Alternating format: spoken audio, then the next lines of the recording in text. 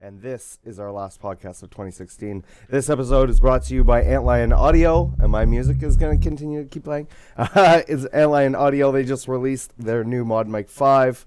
You can go check them out. I believe the command is !mod mic in your chat. Mm-hmm. There you go. Yeah, and we also have the TeePublic shirt with all the different, or store with all the different Redacted shirts up there. So if you wanted to help support the team and get some cool t-shirts in the process. Are they all finally up? Go team! It's just showing the Redacted ones right now. What? Yeah. I've seen them all up. If you go to the merch store, they're all up. But yeah. So I don't know. Wrong link, I guess. Maybe I'm using the wrong one. Yeah. I'll take a look at that afterward. But yeah, what have you been up to, man? How are your holidays? How was everybody's holidays? Not bad. Not bad. I spent them at work. So I worked for a friend that wanted time to be with his family, which, you know, I don't have any kids, so I kind of bit the bullet. He guilted me. He did the thing like, you know, I can't find anybody. Can you please cover it for me? And I probably could have been like, if you give me $100, I'll cover it for you. And he probably would have done it. And I was just like, fine, I'll do it. If you can't, just ask everybody else. But if you can't, I'll do it. And he was like, fine. And I know, 15 bits and I'll do it. Yeah. I know he like was like, got him. Don't need to ask anybody anymore. Yeah. And then just fucking called it in for the rest of them. Yeah, oh no, you can't. That's okay. Don't worry about it. Yeah, sorry, I got somebody. It's okay. So I ended up working Christmas Eve, Christmas Day. Yeah. It was dead. And then almost got called in Monday as well. So it's just like a lot of work this week. Other than that, I did the stream from a kayak, which was actually really fun. Yeah, how was that? It was fun. It was cool. It worked better than expected. I'm surprised you didn't give me that as a highlight. I did. Oh, really? Because the link that I have isn't that. Oh. Yeah. It's probably one of my videos or something. No, it's Twerk. It's the Easter egg mission. Oh, maybe I never hit enter. Damn, that sucks. Is it on YouTube? No. Here, if you want, I'll link it to you now real quick. But Yeah. That makes me sad. Okay. Yeah, it's like, I would have, I figured you would have put that up there. Oh, that was the same link from last week. Oh, man. All right, hold on. But yeah, no, I did a stream from a kayak, basically, which was really cool. I had no shirt on the stream. Is this it here?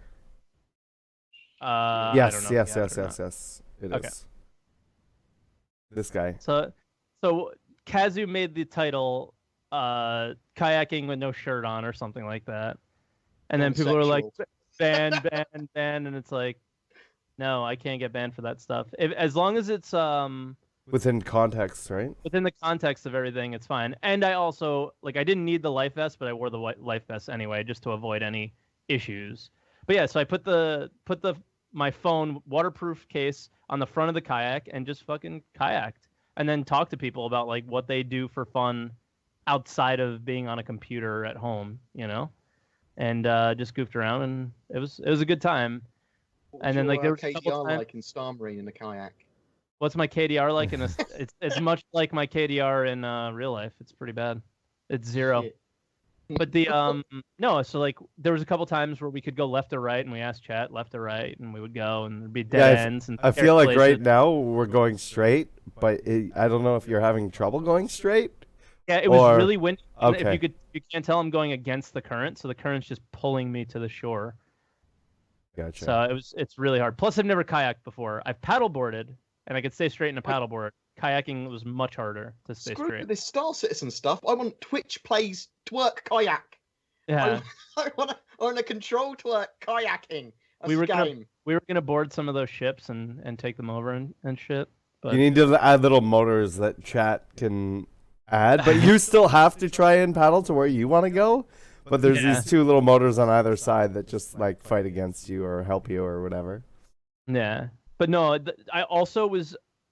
I had to go backwards. So this is the back of the kayak, but I'm kayaking forwards, and I think that was part of the problem as well. Okay.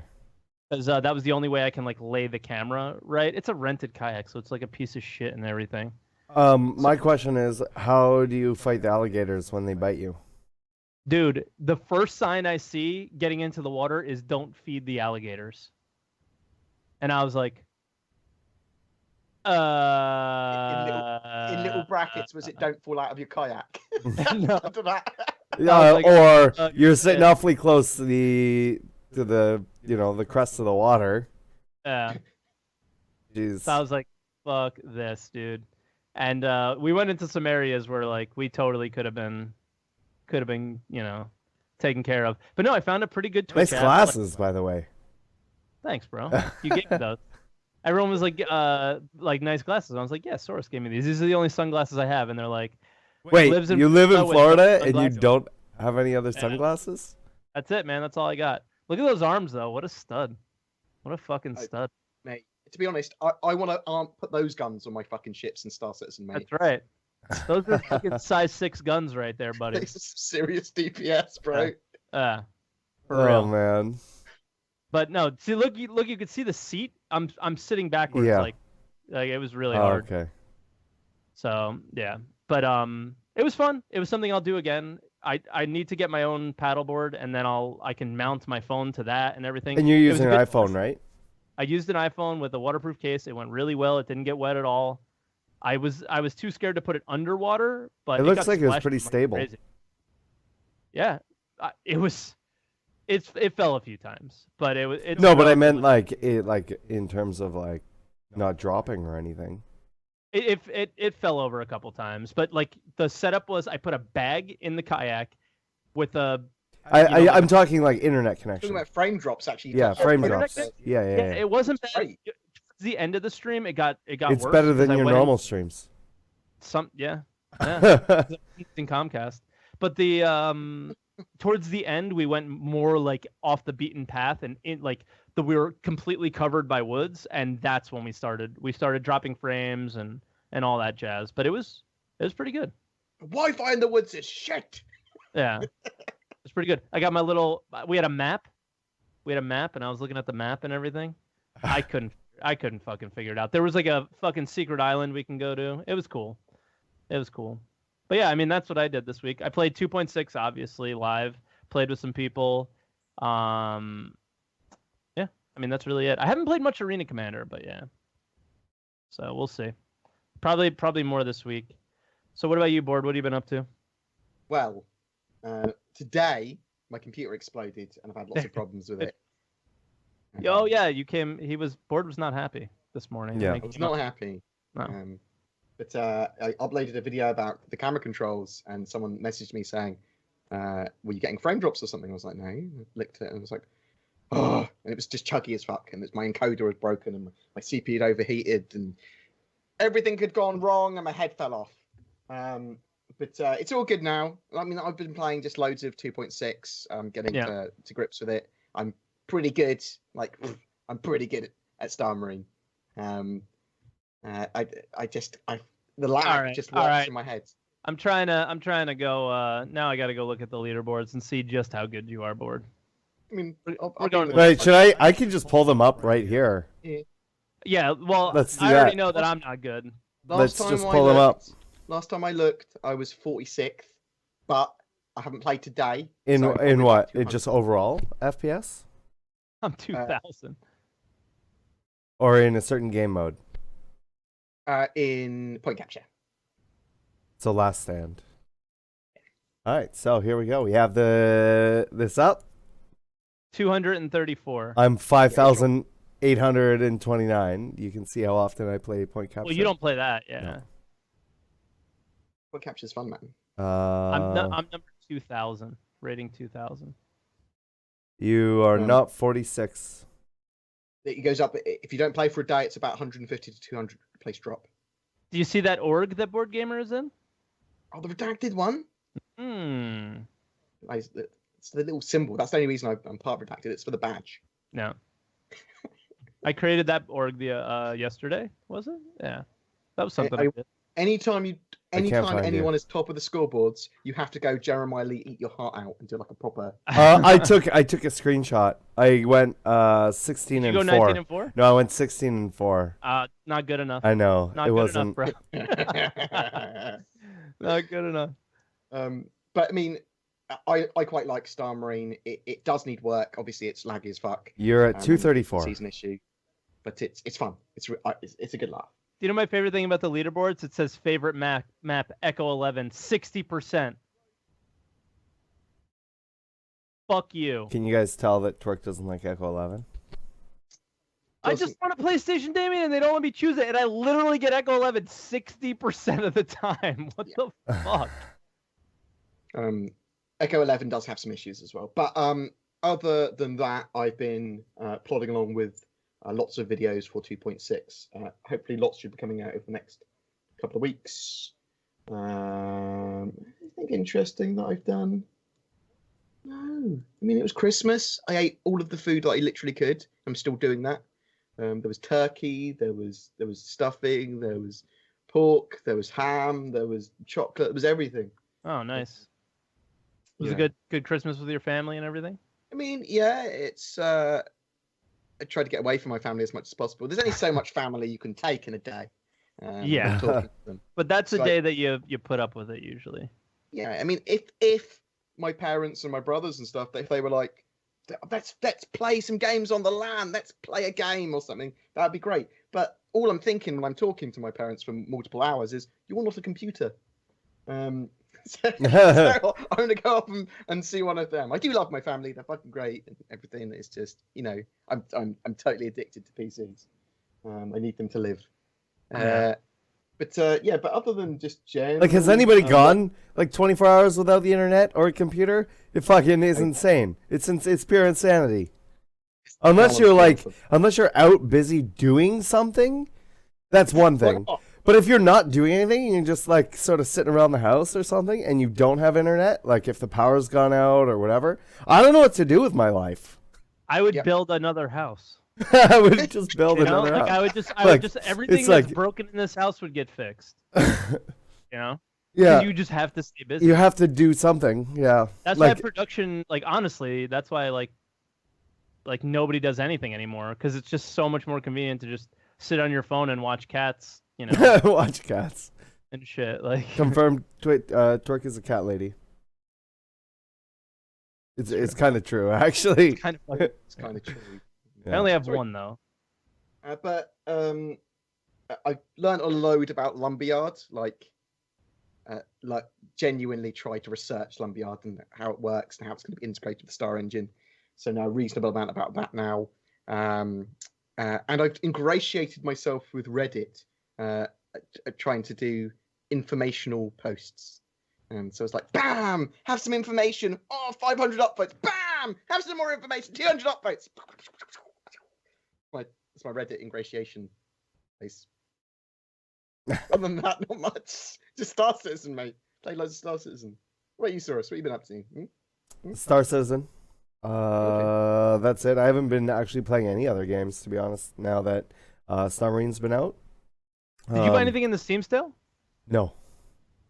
I spent like $150. There's nothing. There's nothing I wanted. £20. Like, it just didn't make sense, right? Like, the Steam sale comes up. Saurus has 1,500 games on Steam and doesn't play any of them. So it's every time there's a Steam sale, I always see a couple of games, and I'm just about to buy them, and at the checkout it says you already own this game. I go, yes. Steam sale is trying to sell me something I haven't played before. Again, I already own. yeah. I bought a bunch, but I bought them for the reason of I still think 3.0 is really far off, so I need something to hold me over. Between. So I found some cool games I thought would be really fun on those days. It's just like, you know what, guys? I want to play something else today. So I gave myself some chances. But all right, I interrupted you. And no, I'm sure 3.0 is far enough away. It's just even with like, okay, so I really, really enjoy Star Marine as much as I expected to. The latency gets to me. But other than that, like, I can play it for whatever. And even lately, like, I've been doing like a lot more like just random streams because it's like I feel like like I felt like this before where I feel I want to stream, but before there wasn't anything to stream. Like, you know what I mean? Like it was just there was nothing to do. So I was like, oh, I feel like streaming and I can just jump into StarMarine, and I did one without a camera and without a mic.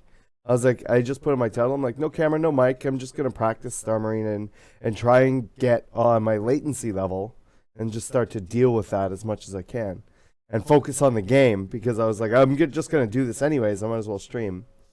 And so I did that, and then last night I did another stream from like I started at midnight and went to like 3 o'clock in the morning or something like that. And I was like, yeah, you know, I'm gonna jump on and just play some StarMarine and talk to people and hang out and whatever. And it felt good that I was able to do that and still have like that content there. And while I know like you guys aren't so much into the PvP aspect of things, for me, yeah, no, it's still awesome. But for me, it's really awesome because even though it's the same map, even though it's the same equipment, the replayability for me is significantly higher. And I don't have to worry about trying to go to Korea or trying to see if there's anybody at Korea, right? Like, because if nobody's there, then nothing happens. People will always be in StarMarine. Dude, right? I had to stop my stream so I can get ready. Like that's why I mean, you guys don't know this, but I got to the podcast like 20 minutes before it started. That doesn't happen that often. Maybe once or twice in the past. Yeah. And I had to stop my stream to get ready for the podcast because I just kept playing next game. Because you just kept going, yeah. And I mean, it feels good. It's nice to be able to know that how stable this is. Like, yeah, you know, I get a random crash here and there. I had one crash to desktop. That's it. For like what it is, it's pretty stable. And yeah, you're gonna see me like I said, you know, my community will see me get a little bit salty when I die to something that I clearly shouldn't have. But that's just the competitive side of me being an asshole. It's like we have different communities. My community seem to get very excited when I die. Like lol. Oh no, I'm not saying they don't. No, they definitely get excited when I die. And like, or excited when I go on like a really awesome kill streak or something like that. And I'm just saying myself, I get like, yeah, I gotta desalinate and realize that, yeah, it's just the latency. There's nothing I can do about it. And that's what bothers me is because there's nothing I can do about it and it's so inconsistent. It's like, but it's still fun. And I'm still having a lot of fun with it and messing around with it and whatever. And I actually found out just yesterday that private matches are working. So I didn't even know until last night that private matches were working. So I was able to jump in and do that. Latency wasn't any different. But it was cool that you can do a private match. So if you want to, you know, someone's starting to talk shit in chat, you can 1v1 me, man. You can also say no nades. Like I've done a no nades game. And I was the first one to throw a grenade. Now there was one time like I just like by default like started throwing one and I was like, damn it! So I just held there and let them kill me because I felt bad that I started throwing it. Yeah, I mean it would be nice if we can get those options actually in the lobby, right? So as options. So for example, if we wanted to only have one death, if we wanted to have a timer or not. If we wanted to have radar or grenades or not, make it so it's pistols only. You know, stuff like that would be pretty fun. Yeah, pistol only game actually sounds really fun. I haven't thought of doing that. Yeah, pistols only. We can. I don't know what you guys are like after the podcast, but we can do that after the podcast if you want. Yeah, I'll play a game or two. Yeah. So. Yeah, I mean, that's pretty much all I've been doing. I had some people over here for the holidays. I didn't really do a whole lot. I ordered Chinese food, sushi, and Indian food over the holidays. So it was all right. And then, I guess you guys don't know, but I had a new roommate move in. Oh, shit. I know somebody was coming to look at the place. I didn't know if they moved in. So he's a pro Rainbow Six player. Oh, shit. Yeah. But Xbox 361 or some shit. Some console nonsense. Yeah, I was like, oh, you're no good to me. No, but he plays on Pro League for Rainbow Six, which I thought was cool. With this for Siege, for Siege. Yeah, Rainbow Six Siege. Siege. Yeah. So that's it. There's not a lot of news. There are some new videos that they posted. What is Star Citizen, the 2.6 demo, and the Star Marine video. What is Star Marine one? But I think it's good now. If anyone's got any questions for us about Star Citizen or about Lumberyard integration, I'm not a dev for CIG or anything, but I did do a fuck ton of research onto it over the last few days. So I do know a reasonable amount about it, and we've been playing a lot of 2.6 between us. So ask us questions. We're ready for your questions. I'm bracing myself. There was a Star Marine video done by somebody else. What? On the subreddit? Not me. No, I know it wasn't you. That was really well done. There's someone else that makes videos. That's not me. Yes, Bard. Let me see if I can find it, because it was actually really well done. Like, really well done. The problem is finding it, because it's a few days old now. But it was like they were using the new in-game camera system. Guys, in the meantime, if you want to ask questions, ! question in chat, and then fill out the form. So if you're asking questions in the chat, they're not going to get answered necessarily. While he's trying to find that, I see a few people asking. Well, I'm slowly. I don't know why I'm talking into this microphone. It's not even on. I'm like talking into it like I normally would be. Yeah, I can't find it, unfortunately. That's too bad, because it was a really good. If anybody knows I think Greendra found it. Yeah. That's it. Yeah. Yeah, so the link that Greendra put in chat, if you guys haven't seen that, go and watch that. It's really, really good. It's really well done.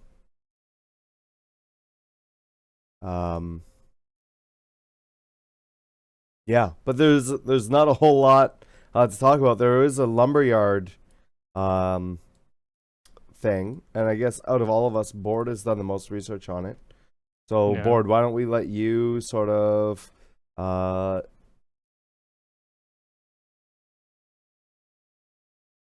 do whatever you're doing? Yeah, sorry, I was just looking intelligent. Or the opposite. I mean, what do you want me to say? What do you want me to say about Lumberyard? What am I doing? Well, I mean, I know that Chris Roberts put out this post, and I have it here up on the podcast. But I think there's still a lot of people who haven't either seen this post or are still maybe a little confused into why they would have switched over to Lumberyard, what Lumberyard means for the project, what Lumberyard does, etc. Over the last week, there's been 3 good sources of information about this directly from CIG. There was the newsletter from Chris, the forum post from Chris, and Adrian Ip from the Star Citizen UK group got in contact with Aaron Roberts to get his view on it. Okay. And they all basically say the same thing, which was they've already done the changeover to Lumberyard. The CryEngine version of Lumberyard that Lumberyard uses is exactly the same branch of CryEngine that Star Citizen was using, which is 3.8. And the stars aligned with that, because everything they did was just like for like changeover. So they just went, the StarEngine merges pretty much perfectly into this and gives us a load of more options and modules, some of which they totally won't use, some of which they will, and some of which they will need to custom and modify. But with Lumberyard, they have the source code for Lumberyard. And what Lumberyard is a collection of it's CryEngine with a load of improvements, a load of extra modules bolted on that can be used, and AWS, which is Amazon Web Services, which is the kind of main reason that Star Citizen would want to use it.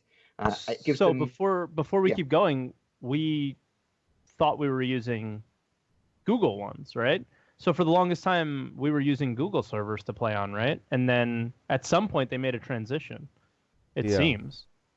Yeah, yeah, and we don't know exactly when that transition for servers was made. Yeah.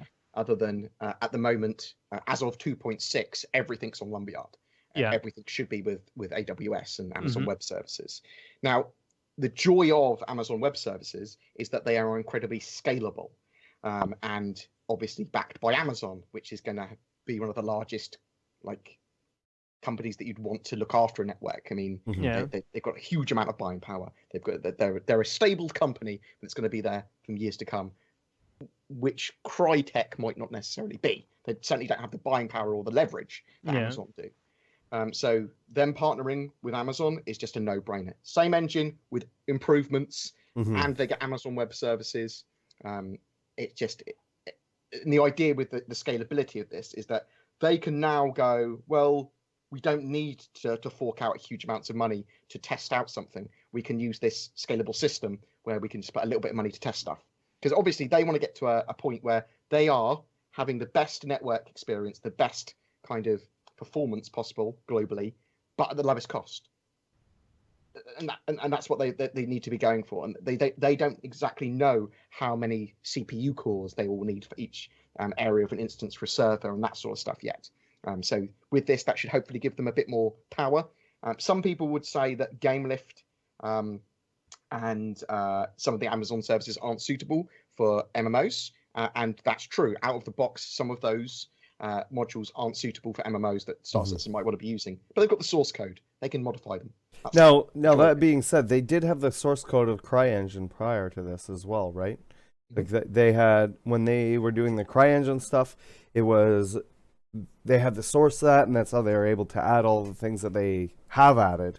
And I feel that it very much has been an additive process for Star Citizen, where I don't think they've been necessarily removing things, but they've been adding it. And I think that with Amazon, it's the same thing. So they may have added like this new Stream Plus thing for Twitch, or the AWS stuff, or whatever. So those are additive modules or additive things on top of what that base CryEngine is. So that's why it was so much easier to bring that over, because it's like, oh, it just has some other modules that we can decide to bring or not bring over, and do it that way. I'm really glad that Chris did do this post, because the first one was really vague, and while I'm sure it was really and obviously now it's good, it was too vague, and it was like last second, and like it was, people were like, what does it mean? And I'm like, I don't know what it means. It sounds good. I mean, it's essentially the same thing, and so I'm glad that he did do this. Another major plus of all of this is that CryEngine wasn't particularly focused on network stuff. I mean, that wasn't their focus, technology. But Lumberyard's multiplayer and MMOs and large scale multiplayer, that is a massive focus of Lumberyard. So moving over to that engine just makes sense in so many different ways. I mean, you'd be stupid, really, in my opinion, to not move over to Lumberyard. So do you think that's one of the reasons that Amazon may have wanted to work with CIG, is to say, hey, you guys are making this crazy netcode based off of this other stuff like groundbreaking research that's being done by other companies. I forget what it was called. We referenced it not too long ago. But no, not GameLift. What CIG was basing their netcode off of. Like the multiple servers or whatever. Yeah, like yeah. But there was like I want to say, it wasn't a TED Talk. It was something like that though, where they had there was that open source networking thing where they were able to transfer like small amounts of data individually instead of huge chunks. I forget what it was. Anyways, so I'm sure that Amazon would be very interested to have the module or the part of the code that CIG is working on to allow for massive multiplayer games like this, as well as, by them, like, we don't know exactly what their deal is, whether it's just, hey, you let us use some of your stuff and we'll let you use some of our stuff. We know it's all open source and it's free for everybody. But there may be something, like, it's the first game, I think, to be announced using it, right? So it's the first major game that I'm aware of that's using Lumberyard. But so Lumberyard makes all of its money from Amazon Web Services. Everything else on it's pretty much, from what I can see, free. It's a free engine, right? Yeah. Yeah, they want to encourage people to use multiplayer and to use the Amazon. They don't want to encourage people to use Amazon. They kind of want to almost force them to use Amazon you don't for their, really for their have a servers, choice. for their multiplayer. And that's how Amazon make money. So they aren't a out of the box MMO engine, but they do allow the functionality for people to change it so that it's what they originally. And I'm sure they would in. like to have that functionality to be an out of the box yeah, MMO engine. But I'm saying that's probably more down to the actual game creator. Like, I don't think they need to share the code, although they possibly could or whatever. But Amazon will just be like, well, we provide the back end for whatever you want to do with this engine. Go crazy. Yeah. So I mean, obviously that kind of it'll just look really good for them and their services if they get a AAA game. If CIG pulls this off, it's going to look really good for AWS. It's going to look really good for Lumberyard, and yeah, it'll just it kind of seems like a win-win for Amazon. 'Cause I can't see like a negative for them. Well, if they literally just want to make as much money as they can. Amazon. Let's face it, they're a big company. They want to make money. They want a good reputation. So anything that makes them money, of course, they want Star Citizen. Star Citizen would be great for them. It would sell their engine to lots of other people. Exactly. And from our point of view, people that like Terrellian and people that want to get into modding, a starship creation, want to work for CIG, you can grab the Lumberyard engine now for free. Yeah. And you can do stuff. You can learn how it works. Then you'll be able to learn how to do stuff for Star Citizen. Yeah, it'll be good for modding and all of that stuff. Mm-hmm. Now, I have a couple things here, and I put them in the doc if you want to put them in chat for anybody who's interested. But they have like their Twitch chat play system and things like that. Now Star Citizen itself may not be using the Twitch chat play stuff. They may. We don't know. But this goes into Lumberyard and all of their, like on the right hand side, there's everything. It shows everything from their AI to their cinematics to setting it up to what it is to mobile support and Mac support, particle effects, rendering, samples, testing, debugging, all kinds of really cool stuff. And there's a couple things that they have. Now the one thing that is obviously interesting to us as content creators, especially as Twitch streamers, is the fact that Amazon owns Twitch and wants it to be as successful as possible, and so is therefore integrating it into this game engine. Now, what that means is, I was reading up on it the other day, is not only does it do things like where you're able to have chat interact with some games, like for example, Choice Chamber, right? If you've ever played that, people can interact in chat. What they do is they type in chat and then it chooses like what weapons and what bad guys you go against and whatever. And while that doesn't work for Star Citizen, there are some other things that do. So for lobby stuff and things like that, it will recognize who is in your chat. And so you can filter people, say by followers, by subscribers, or whatever, that those are the people that you want to go and do a lobby with. So you can be like, okay, these are the people in the chat. Let's make a lobby. And you don't have to worry about, okay, make sure you add me, I add you, and let's get all this stupid shit together and whatever. It just makes a lot of things like that a lot easier. I like the idea that it's going to be better for content creators to literally go, I can play with my chat, win. Like, that would be awesome. Yeah, and that's just sort of the tip of the iceberg for that. We aren't really sure, and I'm sure they're not even really sure because it's such sort of new territory. That of what is all going to be possible. Does this affect how the Mako News van does things? Will it be able to stream directly to Twitch? Will we get people? Like, will we see streamers on the billboards on the Hull E? I mean, right. That's the sort of stuff we might see. That would be cool. And so it's all in all becomes it's a very interesting. But also, it's very interesting and awesome, the Lumberyard and all of the integration with all this stuff. But I do want to talk about the worries of it. And I think the major worry that everyone has, and a lot of people don't understand, that me and Twerk and you, obviously, Saurus, we will talk about quite often, is how long is it going to take to create the game without a publisher whipping them are they going to be exploring R&D these new modules and techniques that might delay the game further because they're like, this is a cool feature.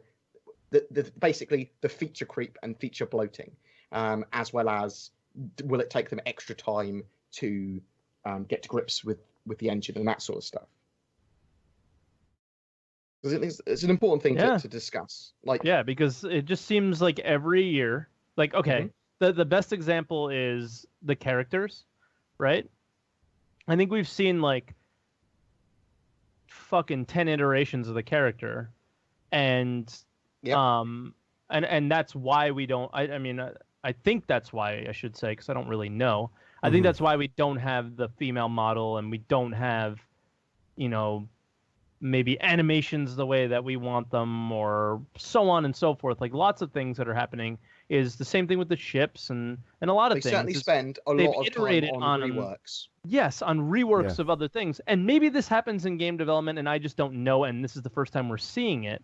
But from 2012 to now, it's like, oh, this new tech came out and we're putting that in. And it's like, well, guess what? You know, every year there's going to be new tech coming out. Are we going to be dealing with this for forever? On the plus side of that, I don't know. On the plus side of that, obviously, the game looks fucking great. But when the game comes out, you can see that the way they're going to patch it is going to be quite brutal and constant. They're going to keep on going, new patch out, everything looks better. Yes. New patch out, everything looks better. That's a good thing. Yeah, absolutely. Like, I'm not saying this as 100% of a negative thing, but at some point it has some negative connotations to it, and you just have to be aware of that. Yeah. So the negative connotations of them trying to make this beautiful game and adopting new stuff and having all these new modules to play with is the game's taking time. It's taking a long time. We want it now. We wanted it 3 years ago. We want the game as soon as possible into our hands, and we want it to be the best. We're greedy. We don't want we can't get it now and have it be the best. So I know. We kind of have to decide, you know. Exactly, but we want it now and to be the best. Yeah. Although we can't have that. Now, there is a nice middle ground of them being open and blunt with patches and stuff, and us going, that is not appropriate. If they said Squadron 42, for example, isn't coming out until 2019, we as a community would go, great, that is inappropriate. You need to scale that back and release it to it sooner, even if the game's not going to be as good. Would I be right in saying that to you two? I think that's not your opinion. Yeah, 2019 would be crazy. It would be crazy, wouldn't it? But that's what I mean. I mean, that's obviously a massively. But the only thing that makes it crazy is that they originally said 2016. Yeah. That's the only reason it's crazy. If they told us from the start 2019, we'd be like, all right, 2019. See you in 2019. Yeah. You know what I mean? And then if it was delayed even by a year or two after that, then it still wouldn't feel. Yeah, it's just the expectations, because we're set in a certain place, and then we didn't meet those expectations, and now we're getting frustrated, and now we're asking for content because we expected to see content by now. And it all came down to where they didn't manage our expectations properly. They said soon TM, and they didn't manage. I don't think. That's how I feel as a fan. I felt like, okay, well, they said 2016, and for for Squadron, right? And they didn't really manage the expectations for the community, and that's why everybody got upset, I think, because it just kind of came and went, and there wasn't too much said, right? So it was just kind of like, okay, so what happened? You know, and I don't think that's necessarily the best way of going about it. So if they just said, you know, hey, it's going to be a while, you know, and I don't know, because you can't give dates, and because they're either too far out or they're too far in. They should now, however, they've said they're going to do the schedule report for 3.0 for Squadron 42 and future releases. So I think as long as CIG are blunt, open, and honest, and tell us about everything they're doing and their internal targets, that's a great thing, because we can say that's appropriate, that's not appropriate as a community. We can go along with that schedule and understand it. And Mhm. and the fact is that CIG do not communicate what they're thinking at any given time, and they occasionally hype us, give us expectations, and then smash them with a fucking sledgehammer. And it's I mean, that's it's what true. they shouldn't do. It's what happened. I don't think they expected it to happen though. Of course, they don't mean to do that, Of but course that's not. because Like, they we're didn't not- give us the schedule report earlier. We Yeah. didn't see that the dates were getting pushed back, and we didn't see like it's looking less and less likely that we're going to be able to Yeah. get this out because of. And people wouldn't mind that if you So told them that. we have that now, though. We have that Yes, we do. schedule report, We do. and we know how much of a difference that's going to be able to make to put people's expectations Does that sort of in manage your check. expectations? I think it It's does. fine. I think it That's does. kind of like, I think it does a little bit, but did it for you, Source? You were expecting 2.6 to come out of Evocati on this date, and then on that date, But- and then on that date. But and then on that's that and it never did. But this is the thing. It was an Evocati, right? Like I knew it was still it was right there, and it was right there. I'd it was rather right be there. disappointed for days than months. Yes. If you see what I mean. Yes, I was exactly. disappointed for like up to 2 weeks, then 10 days. I The, think. the, I was we're like, we're talking "Oh." about a patch that we were all expecting at the end of August, beginning of September. In all reality, Yeah. right? And And we if had we saw- and we had absolutely no news on it whatsoever. I was Right, still and fighting so- the good fight and saying that I expected 3.0 to still be out at the end of this year, up until 2 months ago. And now I look back on it, I see how unlikely that was. Yeah. So it's Now I have a there's link nothing wrong with that. I just want transparency. to the production that's what it's schedule here. Once again, if you want to share that with anybody. But so with this, there still is the 2.6 stuff. Now, how soon into 2017? Because we know they're not back in the offices until then. Mm-hmm. When do you think we're going to start to see the 3. Instead of it saying 2.6 overview, the 3.0 overview? And I have a feeling Right. there's going to be 1, 2, 3, 4, 5. There's going to be maybe more than 5 sections there. I think 3 weeks into January, we'll see a proper large-scale updated version of that schedule report, hopefully showing where they think 3.0 features are Oh. coming. I think they go back to work in a couple days, right? Do they? Oh, It was I like mean, mid-January. Last year, next didn't they week. have Yeah, loads of meetings at the beginning of January? Don't It they was go back to in work Jan- next week? like Tuesday or Wednesday, maybe? Yeah. And Oh. and those meetings are gonna be directly based on the schedule report, right? It's this is what we have scheduled out for the next year. Mm-hmm. No, they So- need. They said Yeah. before that they'll need to filter it and do whatever it is they Yeah. do to make it easily consumable for us. But I think the first thing I need from them, from CIG, now that they've confirmed Amazon Web Servers and everything for their deployment, Delta patching, priority. yeah, I wouldn't. well, I want thought we were gonna have it Delta. before 2.6. To be honest, I thought we were gonna get the new launcher with maybe the first implementation like we have of Spectrum. Was that in the schedule report, the launcher? No, No, right? Like, no, it wasn't. Where the Which fuck No, is- so is that? the which launcher is- was, however, in the monthly report a couple of months ago, Mhm. and they did, I believe, say that they wanted something by the end of the year. Yeah, they said they wanted it before the end of the year, and so that's where I was basing my expectations on before 2.6, and now it's not with that. So I'm hoping that with this, maybe because they also had said at that point they wanted 3.0 out before the end of the year, right? As realistic or unrealistic as that may have been, they said that they wanted it out not only before the end of the year, but not the last day going live. Like, once again, what they did this year, right, I mean, is what they did last year. Now, this time it was super stable, and it's been great. Yeah, like I'm just thinking, like if we just I've been saying this for months. If we just had Delta patching, like how many of the issues and the delays Fix. They could get a patch out every other day. The CIG are great at doing that. They just don't want Yeah. to spend hundreds of thousands of dollars on bandwidth to us Yeah. constantly downloading. So the Delta patching is so essential. Yeah. Right. So instead of getting, a patch today with some new armor, some new weapons, and new mission, Up stability. they wait until they wrap up all that stuff, and that'll all go in 3.0. Mm-hmm.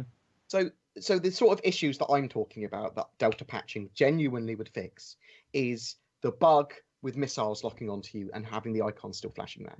Yeah. that is probably not too hard to fix, but they need to wait until the next patch if it's been overlooked, because they can't do an interim patch because it would cause people to download 8 gigs each. Yeah. And it's just And that's not worth patching, it. please, come on. Yeah. Get out there. Go team. Yeah, and the thing is, we don't have any idea of how close or how far that is because we haven't heard anything on the Delta patcher. Yeah, I mean, I think maybe we just need to ask more questions of that when we get an opportunity to. So this is everybody's responsibility is Delta patcher info. I mean, yeah. So whenever anybody, if as a community you ask for, like, so far that's been like, what happens, right? That's been the greatest thing about the project is if the community says, "Hey, we really want to hear about this," they'll usually be like, "Oh, shit, I don't. They wanted to hear about that. My bad." This is and then they I don't want to hear about. I want them to do it, and I want it done quickly. Like they've shown us off Amazon Web Services. They're doing it. You know they are. I don't care if they pause development on the game for everything else for a week. Delta patching. It will make their game better. Oh, let's get Josh Coons to do the Delta patching. Yeah, let's get the designers to do the Delta patching. Okay. The guys who are doing the Delta patching, I'm sure, are doing it. We just don't know where they are right now. Underscore Proxys, Matt Sherman, everybody, and Jeremiah Lee. Now, Delta patch, boys. Jeremiah Lee, can you draw what the Delta patch would look like? Proxys. Actually, I feel like Proxys actually would be involved with getting that out to everybody. So Proxys. First UK RTV we get with Mickey, and she goes, "BoredGamer said we had to all do Delta patching, so I've been QAing Delta patching." Okay. I believe I may have been slightly over the top there, as Twerk correct. But I get what you're saying. We needed that should be more of a priority than maybe it is. But we don't know that it's not a priority. It's just they maybe just only put 2.6 stuff in the schedule report, and since it wasn't going to be a part of 2.6, they didn't put it in there. Yeah, I think it was supposed to be a part of 3.0. It'll be in there. That's more likely the case. Right. So when we see the 3.0 stuff, we might see some information on how far out Delta patching is it. Wherever it is. Yeah. So I imagine that's something they want for 3.0. I mean, 3.0 sort of seems like the big thing that sort of encompasses a lot of things, right? Not only the new netcode, the planetary stuff, hopefully the Delta patching. I think that more of the spectrum. I would like to see before 3.0 a load of stuff, including Delta patching, come on before that. Yeah, I mean that'd be nice. Obviously, I want a Delta patching fucking 2 years ago. Yeah. Yeah. It's just like, where are they? I wish I knew the technical reasons why they're unable to do it when that's literally how every other game with their own launcher does it. I thought maybe it was to do with Amazon Web Services and Lumberyard, maybe. So that's why I'm being quite verbally aggressive about it now. Right, but I mean, prior to them, because they've just been talking to them since February, right? I'm just wondering why it's been an issue or why they haven't been able to do that since the very beginning. Are there any engineers or anyone in the know in the chat? I believe that what happens with Delta patching is they grab a pack file, they edit a piece of information in the pack file, basically decode them, change something in them, and then re-encode them. Right. That's how Delta patching works. So you download half a meg rather than 8 gigs. Instead of 8 gigs, exactly. So, there's still a minimum file size, but the minimum file size is nowhere near what it is now. But I'm just, because a lot of games do that, right? So a lot of games do have this. Do you think it's CryEngine then? I don't know. I don't think so, because ArcAge and stuff does this. Okay. Right? So I'm not sure what it is. Like, they'll have an update that's 100 megs, or whatever. So I'm not sure what the technical reasons are behind it, but it seems like it's been quite the hurdle, because we know that they want it. They very clearly want it. Then they're able to push out more content to us on a more regular basis. Spend more on developers, and save money on the significant amount of bandwidth. So it's an interesting one. It's an interesting one, but maybe it really comes down to that it wasn't slated for 2.6, so it wasn't part of the schedule for 2.6. Right. And maybe it's slated for 3.0 or past 3.0. Who knows? it might be something really complicated because everything about this game doesn't everything about this game seem at least at the lowest point slightly more complicated than every other game, or extremely more complicated than every other game? It's just because we're seeing it during its development stage, which we wouldn't see other games. Yeah, like when do these games like ArcAge or ArcAge was an alpha game, right? Like, No, when do they ArcAge was out in Korea before it even came to alpha in North America. Okay. So it was already done. It was already well done, and they were just translating it over when they brought that like when for that is example. Delta patching, like when do you do that in the development process? Maybe it's a really like later thing. Yeah. I don't know. No, we don't know. That's the problem. But we as a community genuinely want it now. We wanted it, as you said, 8 months ago to it. Yeah, like the only thing I could care less like about a 3.0 schedule right now. I just want to know when voice over IP is coming in and Delta patching. Like, that's it. I want to annoy people in a game, and I want to download not 30 gigs. Well, that's exactly it. We enjoy what we're given. Like, we want as much interaction as possible. Like, voice over IP would be great for Starmarine.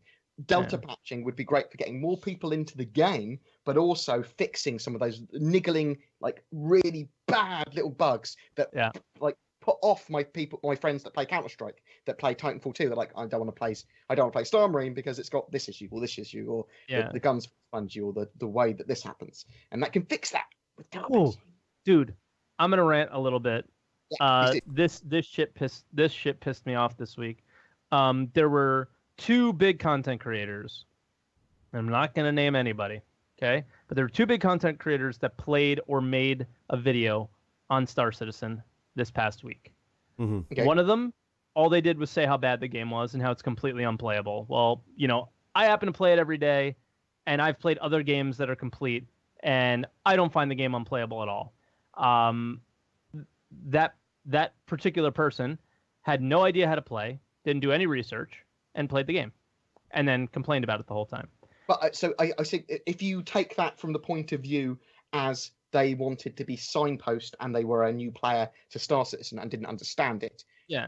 As long as you understand that as a viewpoint, that's still informative. Like, it just drives me nuts that people jump into a game, don't even fucking look at the controls, and are like, this game is shit. I keep dying. Like, it wasn't even like I keep dying all the time. Like, they were complaining about the bugs, and they're saying it was unplayable, but like...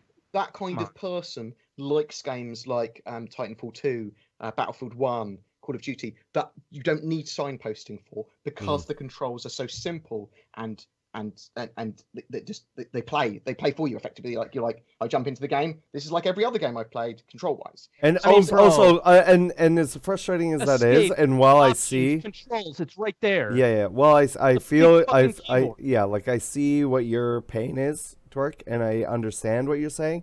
You also have to look at the other side, where the majority of players in general that are coming in that are going to learn about Star Citizen don't give a fuck about going through and looking at the controls. They just expect them to work. And, I'm even guilty of that sometimes, jumping into a game. Pretty much everyone in our chat and everyone that watches and us, we're in the minority of gamers where we want to do the research into the game. We want to be able to understand the controls, all of the controls and that sort of stuff. A lot of people don't understand basic game concepts and just jump in and play.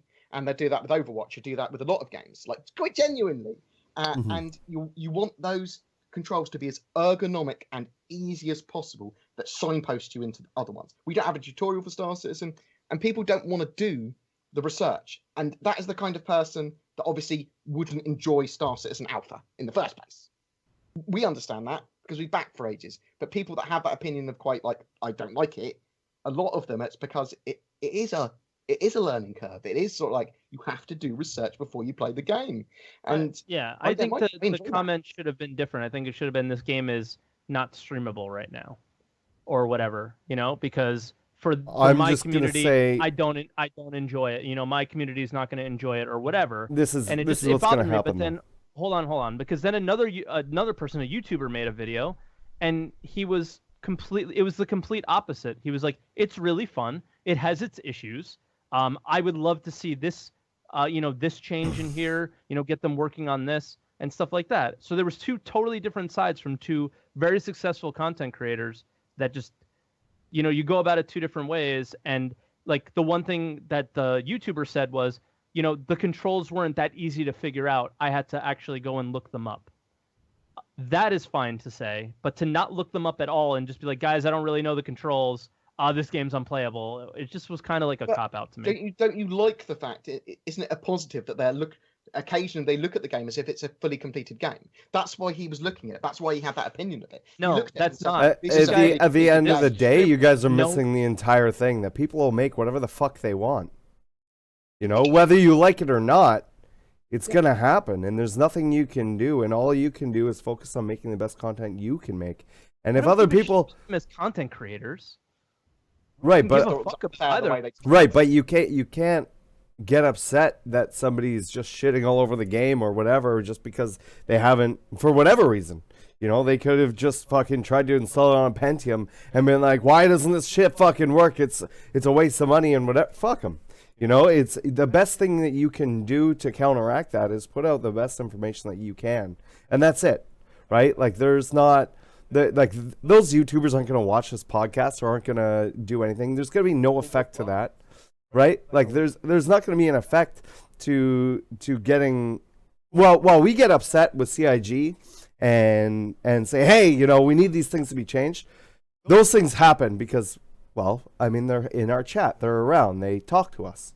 They do all of that stuff. When you have these different content creators that are sort of from outside of the Star Citizen community that just sort of pop in every now and then, you know,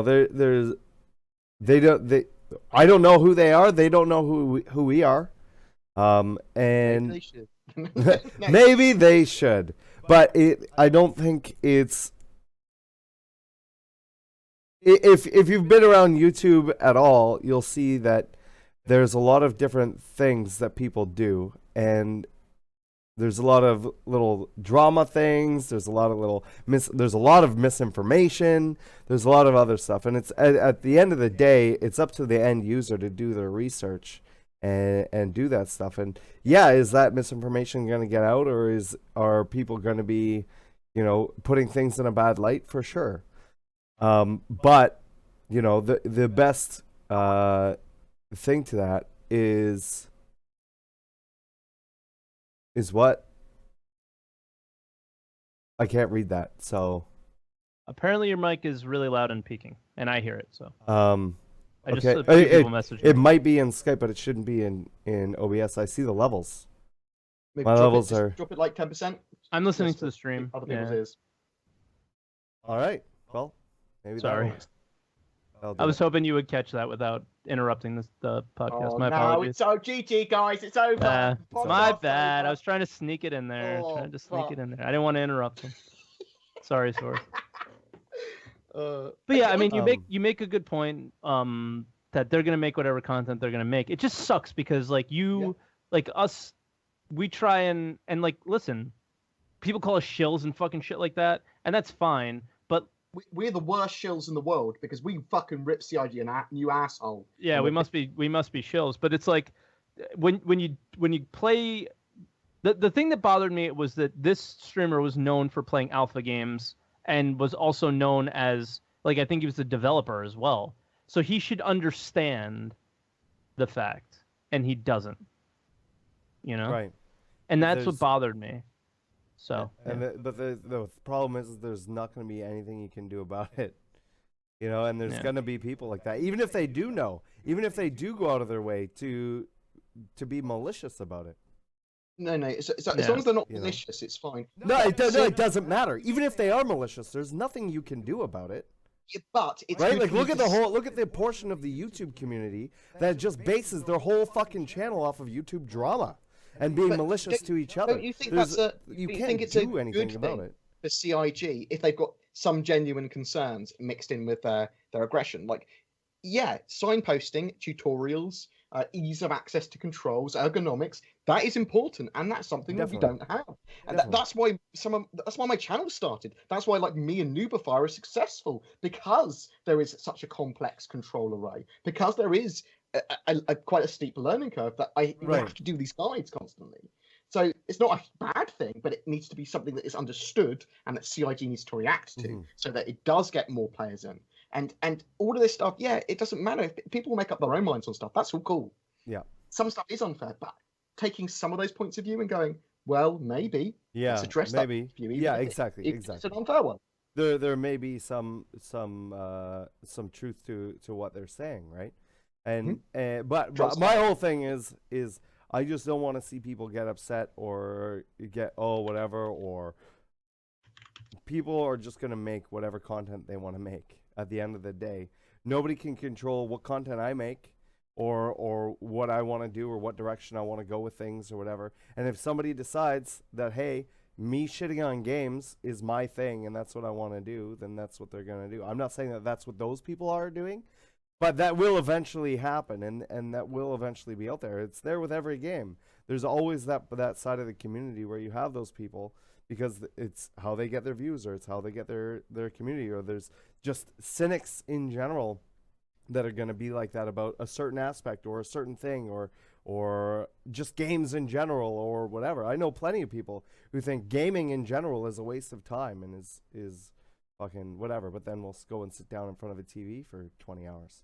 So it's like, I just want to get to the point where you can't do anything about other people's content.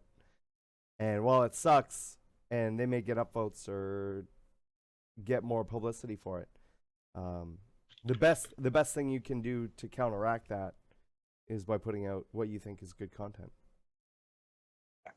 Yeah, well, we got to respect people's opinions, even if they don't deserve respect.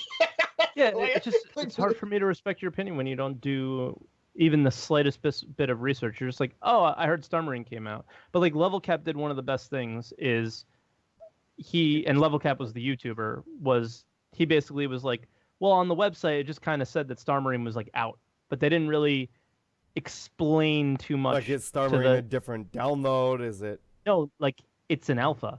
Yeah. Like like if you go to the website, it's like StarEngine's out, woo, and it's not really like, hey, prepare your tits because it's the first implementation. It's still an alpha. It's not out there in the open. So as someone who is not directly a part of the Star Citizen community, it makes it really difficult to tell that when I get in this game, it's not going to be super smooth, right? So it's not going to be perfect. It is not going to be Call of Duty. It's not going to be Battlefield the first time we play it. And both guys had the same experience, but both guys went about it a different way. And like big props to Level Cap and fuck off to the other guy, So I don't know. But that brings up a really good example of, maybe CIG could do things a little bit better. You want to promote that that everything's great, and that it's out, and that looks like that was the perfect promotion for the community, but it's not the perfect promotion for Star Citizen, right? Yeah, I mean, and entry to Star Citizen is an issue. It's I have a skill question for curves, you. communication. Yeah, sorry. While we're on this, what do you think CIG's priority is at this point?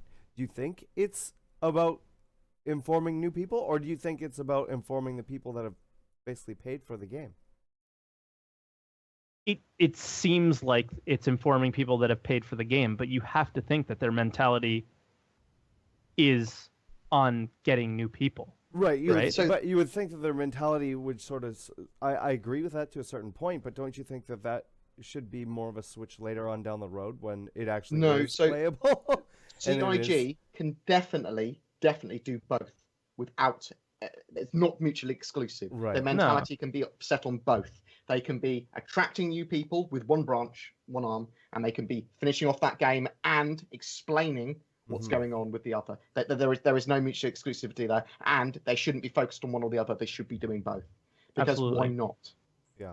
It's just, for me, it's always felt like go to the website right now. They've just been focused on primarily the backers, the current backers already, right? When you talk about things like concept sales, when you talk about things like the things that they talk about in ATV and RTV and all this other stuff, it very much feels like it's directed towards us, the existing backers already, and less at new people.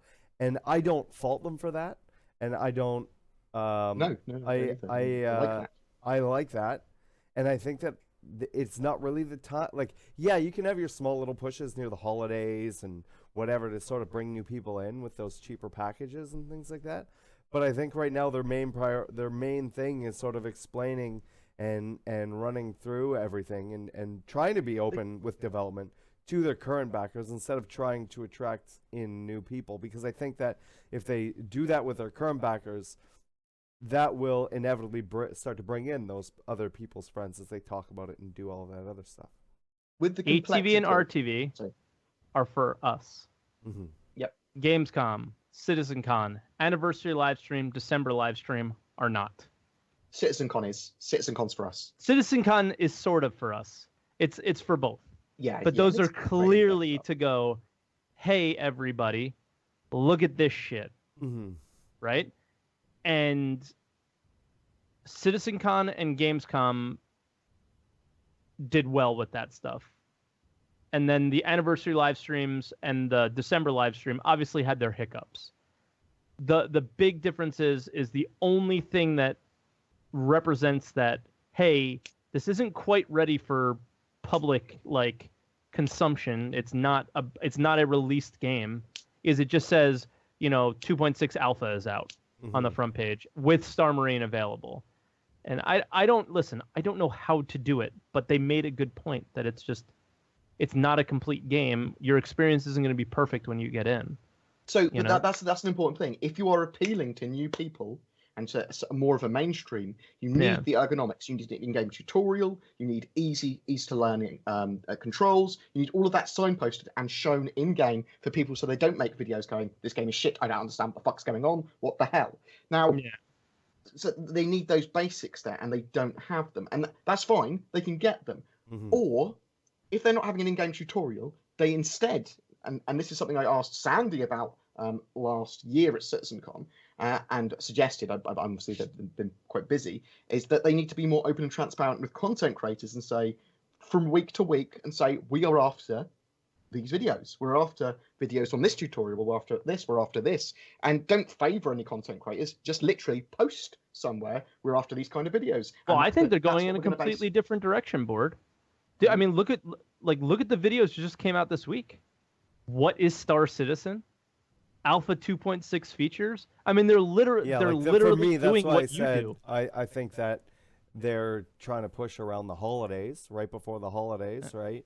And for anybody who's getting money on Christmas and stuff like that, and has possibly looked at Star Citizen or has heard of it or whatever, it's just that little push to see if they can generate more income and bring more people in. Can you imagine how many more content creators we would get into Star Citizen that would try out making YouTube videos, try out streaming, if CIG said, how we're going to base MVP is based on, we want people to do this tutorial this week, or we want someone to do videos on this week. Just every week to say something. That would encourage people. People just need a little push to be inspired, in my opinion, for a lot of stuff. And I honestly think that would be a great way to get people into content creation. Yeah, you've said that before, too. Yeah. That's come up on the podcast before. Yep, months ago. I just think they're going a completely different way than that. I don't think they want us to make their videos for them anymore. I think they want to make their own videos. I think they want to do their own streams. Like look at that emergent gameplay video. That's what we do every day. They're trying. No. We've never done anything. We've never done anything like that. But we're gonna do that today, boys. You know what? We totally missed an opportunity, and I wish I would have thought of this now. But if we would have got face paint for this week right after the podcast, it would have been amazing. But I just think that they're trying to do what the community does now, and have helped promote their game for a few years now, on their own. And I mean the latest videos were fantastic. The streams still need work, but they're also not streaming like we do, which is one camera and fucking video game there. It's much easier the way we do it than anything they've tried. But it's I definitely think they're not going that direction at all, Bored, where they're like, hey, we need you guys to make tutorial videos. Nah, I'm pretty sure we're going to start seeing some tutorial videos from Star Citizen real soon. If we don't get a tutorial in game, There's going to be some tutorial videos from them. Mhm. Better do tutorials like me. I'm MLG Pro tutorials. That's fine. That's fine. Probably the But I tutorial think king. you're looking at channels like yours and how they're doing successful and saying, well, isn't this something that we should be doing, not this guy? Right? He doesn't work for us. He doesn't represent us. We can do it our own way.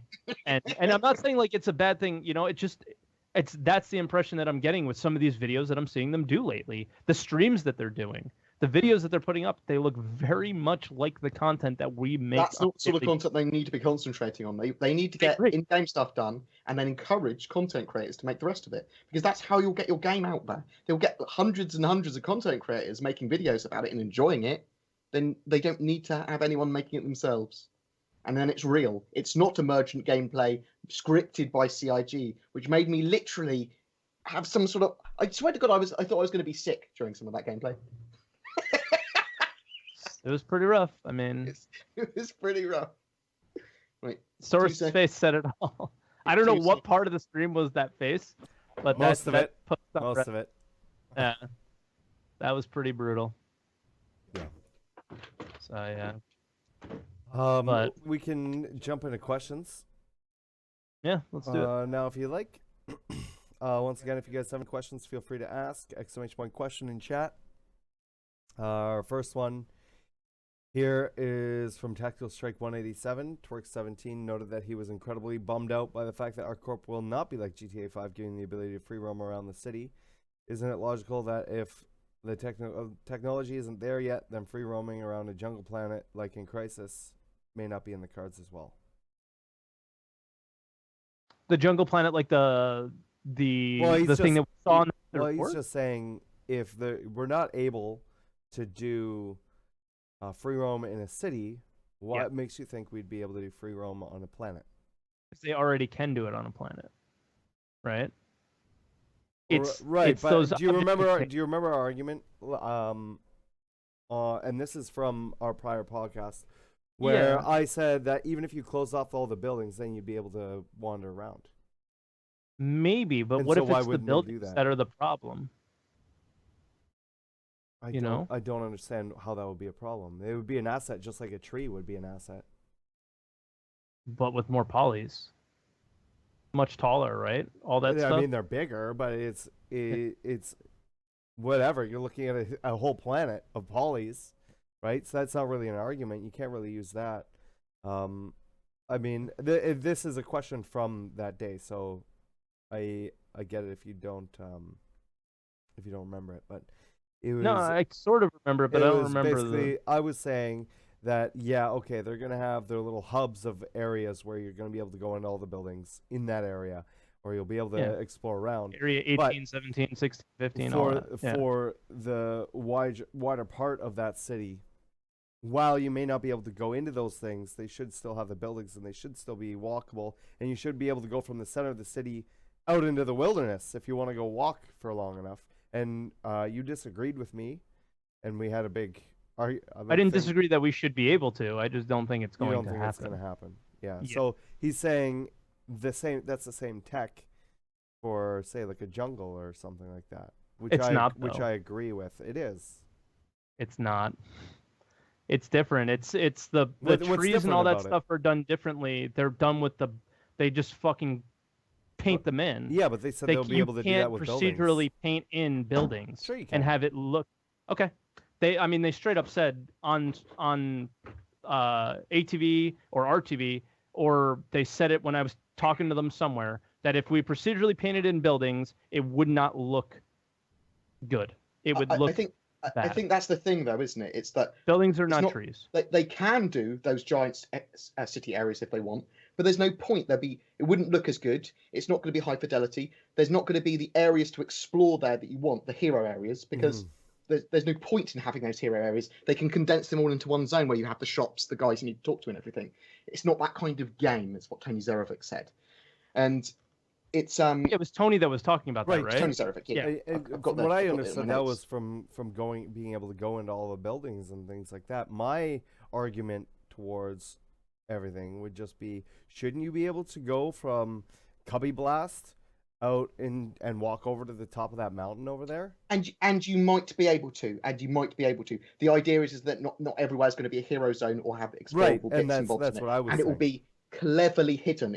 If there are explorable areas in the city, it might be to go from one to a tram to another thing, but areas closed off and stuff. Right. It's not going to be fully explorable cities. That's a different type of game that they're not doing.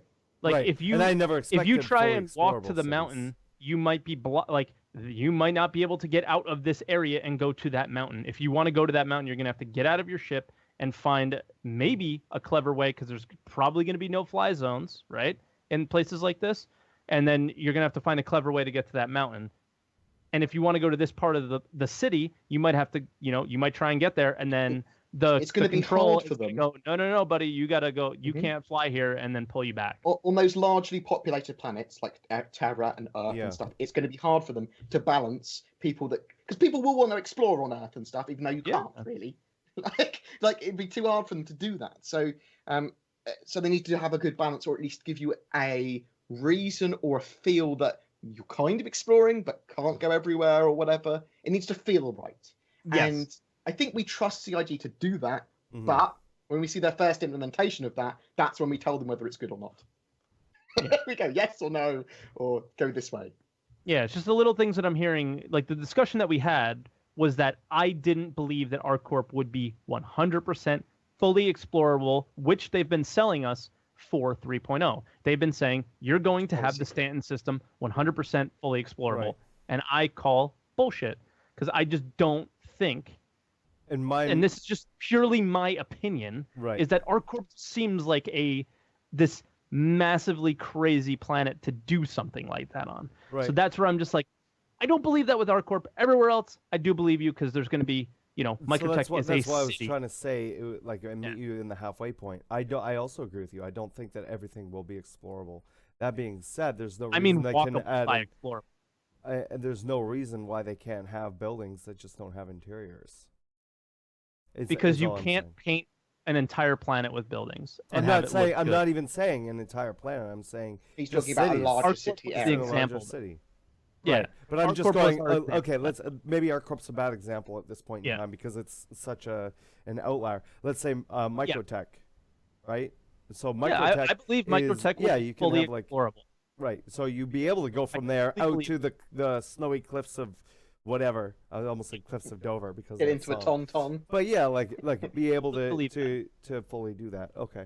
So yeah, it's just there's a couple planets where we're not sure how they're gonna tackle them at all. Earth is one of them. Earth is definitely one of ArcCorp them. is the other one. Terra and ArcCorp are the others that I'm aware of. They just Terra I seem think will be a little bit easier, right? because Terra's like one big because- city, right? Earth already exists. And no, Terra. I don't think Terra's one big city, but it could just be a couple cities on Terra, and that's it. Like it doesn't need to be like Earth right now. If you look at Earth and the amount of cities and the amount of detail, obviously, in that would be insane. And so we know that they're not going to be able to do that. So how are they going to tackle that? How are they going to move forward with that? Yeah, they can go and get height maps very easily, but that's all that is just the height maps. They can make the biomes easily enough. Okay, but so what happens when I fly to Vancouver? Exactly. What do they put there? What happens if I fly to LA or New York or whatever? And yeah, some of those may be landing zones and they may have city ports. But what happens if I go to Austin or if I go to, where Twerk's house is supposed to be? Like things that's where I just had the issue, which is why we had that discussion that day. Was we've seen 2 planetary landings now, right? On Delamar and on Lear 3, both. No cities on those planets. Yeah. Right? Like one sort of a city, but it's inside. And another one, we didn't see any city. We just saw a crashed ship. So, but then that we're being sold after saying, well, hey, when 3.0 comes out, you're going to be able to do this on 5 planets. And there's going to be ArcCorp and there's going to be, and it's just kind of like, ArcCorp, are you sure? I don't know. I don't know if that's possible yet. So that was the reason for that discussion back then. I still believe that Crusader will be fully explorable. I still believe Microtech will be, and whatever, Hurston, those places, because there's pockets okay, of so I think population. that's where our disconnect was, because I was thinking specifically when I was thinking of the city of Terra, Remember how we saw that? Yeah, it's that a leak? big city, but it's a still big just city, a city. but that's it. And you should be able to just walk along and leave and go Yeah. up into that mountain in the background. Yeah, okay. Yep. That's where I was coming from for that. I agree with you that I think something like our corp especially. Yeah, it's like Coruscant. They just can't comprehend. Just be like you can't do that, or they may not be able to do that for at the time being. Maybe in the future. Maybe in the future, it just, and again, In the we're not future, devs, and these are 100% our opinions. Mhm. And I've, deduced from some conversations that devs have had on video, and some that I've had like sort of personal conversations with them on stream and stuff, so they were in Board public side. about what's possible and what's not. And it just doesn't seem 100% explorable as a likely thing for ArcCorp in particular. Right. So yeah. Our next question comes from Narco, and it's more of our thoughts on things. So he says, your thoughts on the following. Star Citizen is an MMO with severe penalties for deaths, with permadeath mechanic, and without fast travel. Kind of. Because of that, in a scenario where you're getting ambushed by another equal player, the time to kill should allow you to do the following things. Realize that someone is trying to kill you.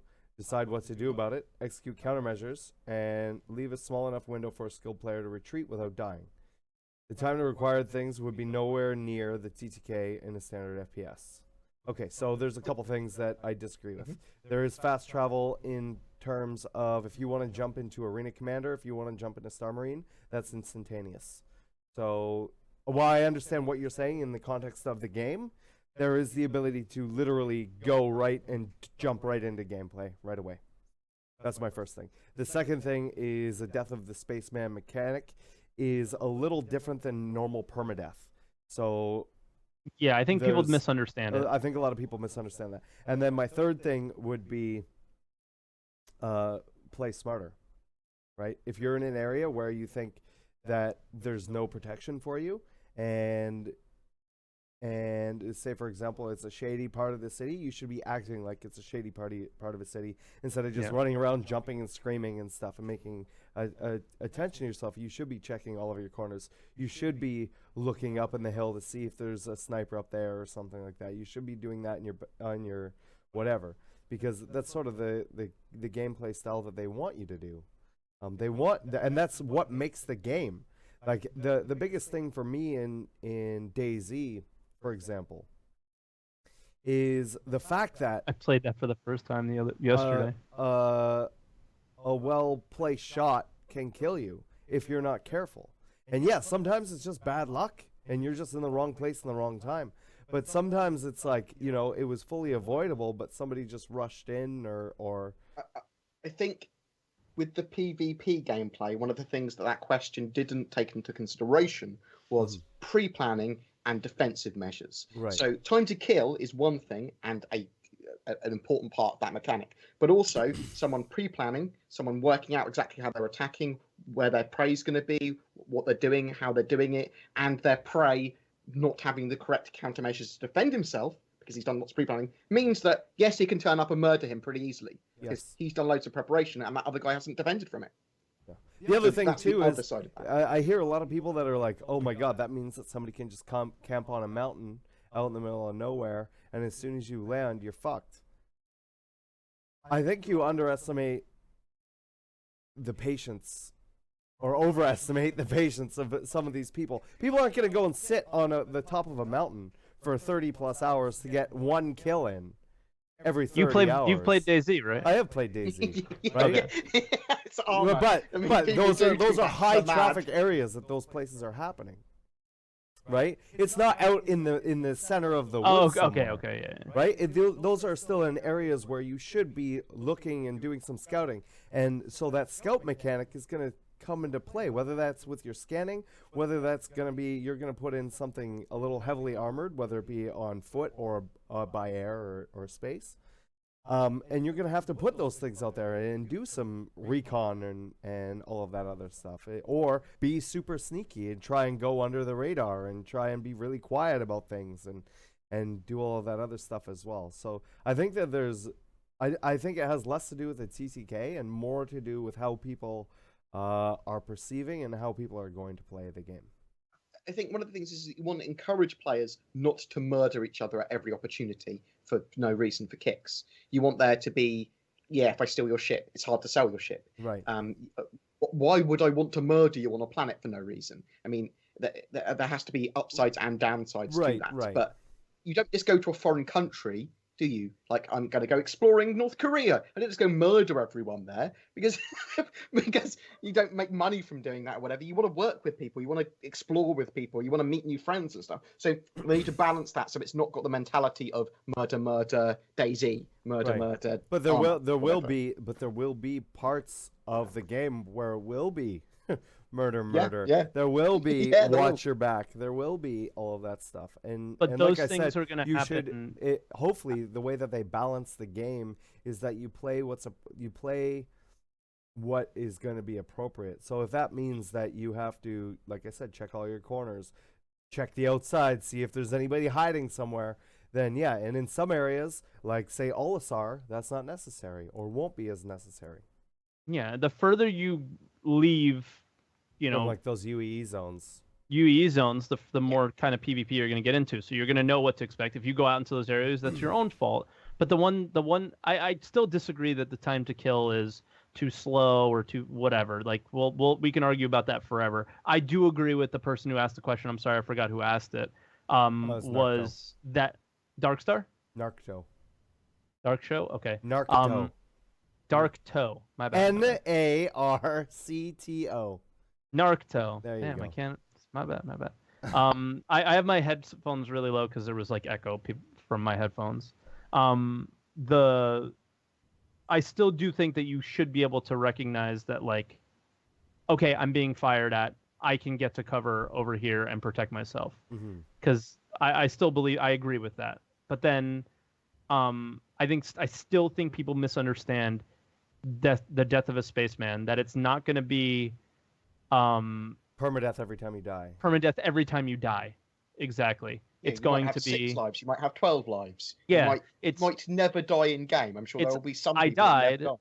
I died, but then I wake up in a hospital and I'm not dead. Like it happens in real life now. People go, die, and then they do CPR and they're brought back to life. Or you hear stories, they died on the hospital table, and then, shit like that.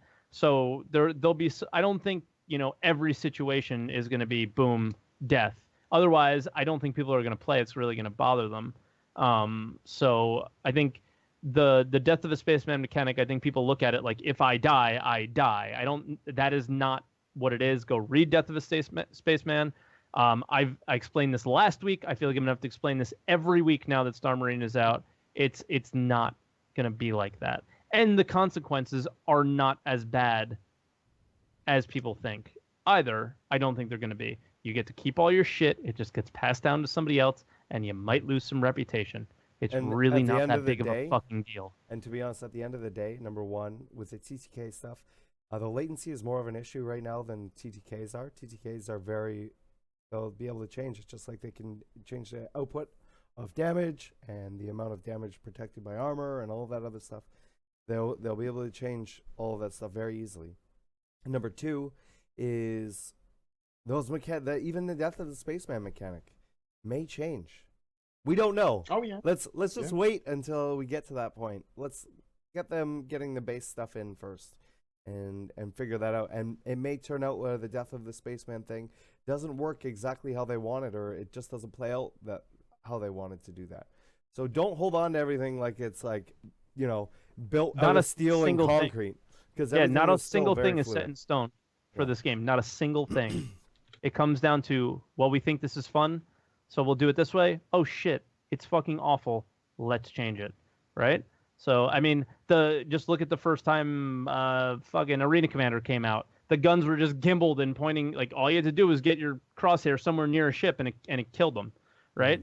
Well, that wasn't fun. That got boring real quick, so they changed it. They made it more skillful and so on. So it'll change over time. It's just and I think the big thing, and it's the reason that we're starting to have these conversations now is Star Marine came out. So you're seeing how fast people are dying, and it helps. Like these kind of game modes are going like, okay, well, now we can get the wheels turning. Like, how long do we want the time to kill to be? How much do we want armor to affect, and all that stuff. And they can figure it out from there. I mean, I know I did a little test on stream about the armors between flight suit, light armor, medium armor, and heavy, and they definitely work, and they're definitely different. Is heavy armor working in the Persistent universe? Yep. It was, I think, 3 hits to the chest in light and flight suit. They were the same. Medium was, I think, like 5. 5, yeah. And then heavy was, I think, 8. Oh, nice. Yeah. That's what I want to see. Now, were there any downsides that you saw? Did someone choosing a heavy suit over the only thing a would light be suit? the stamina stuff. But the stamina stuff's not in. So right now there's no benefit. So no, so you might as well do you just go move heavy. slower though? Do you run slower? Do you? I think so you that do. that we didn't test. We simply just tested how much it took. That'll be something I'll have to look into after. And I only did shots to the chest, not to the head. I didn't have time to test shots to the head. Okay. So it's working. Narcto also says the reason for most ship crashes seems to be there's no real forward maneuvering key, straightforward, only throttle up, which usually leads to this insane acceleration through your main thrusters and no automatic deceleration after you release W. They're straightforward. Yeah, you can there's a straightforward key. You can bind straightforward. Yeah, you can bind it. But can't you just go into the coupled mode and straightforward anyway? Yeah. So before even going any, because the rest of his question is on how to fix that, but that's in the game. You can do that. It's in the game.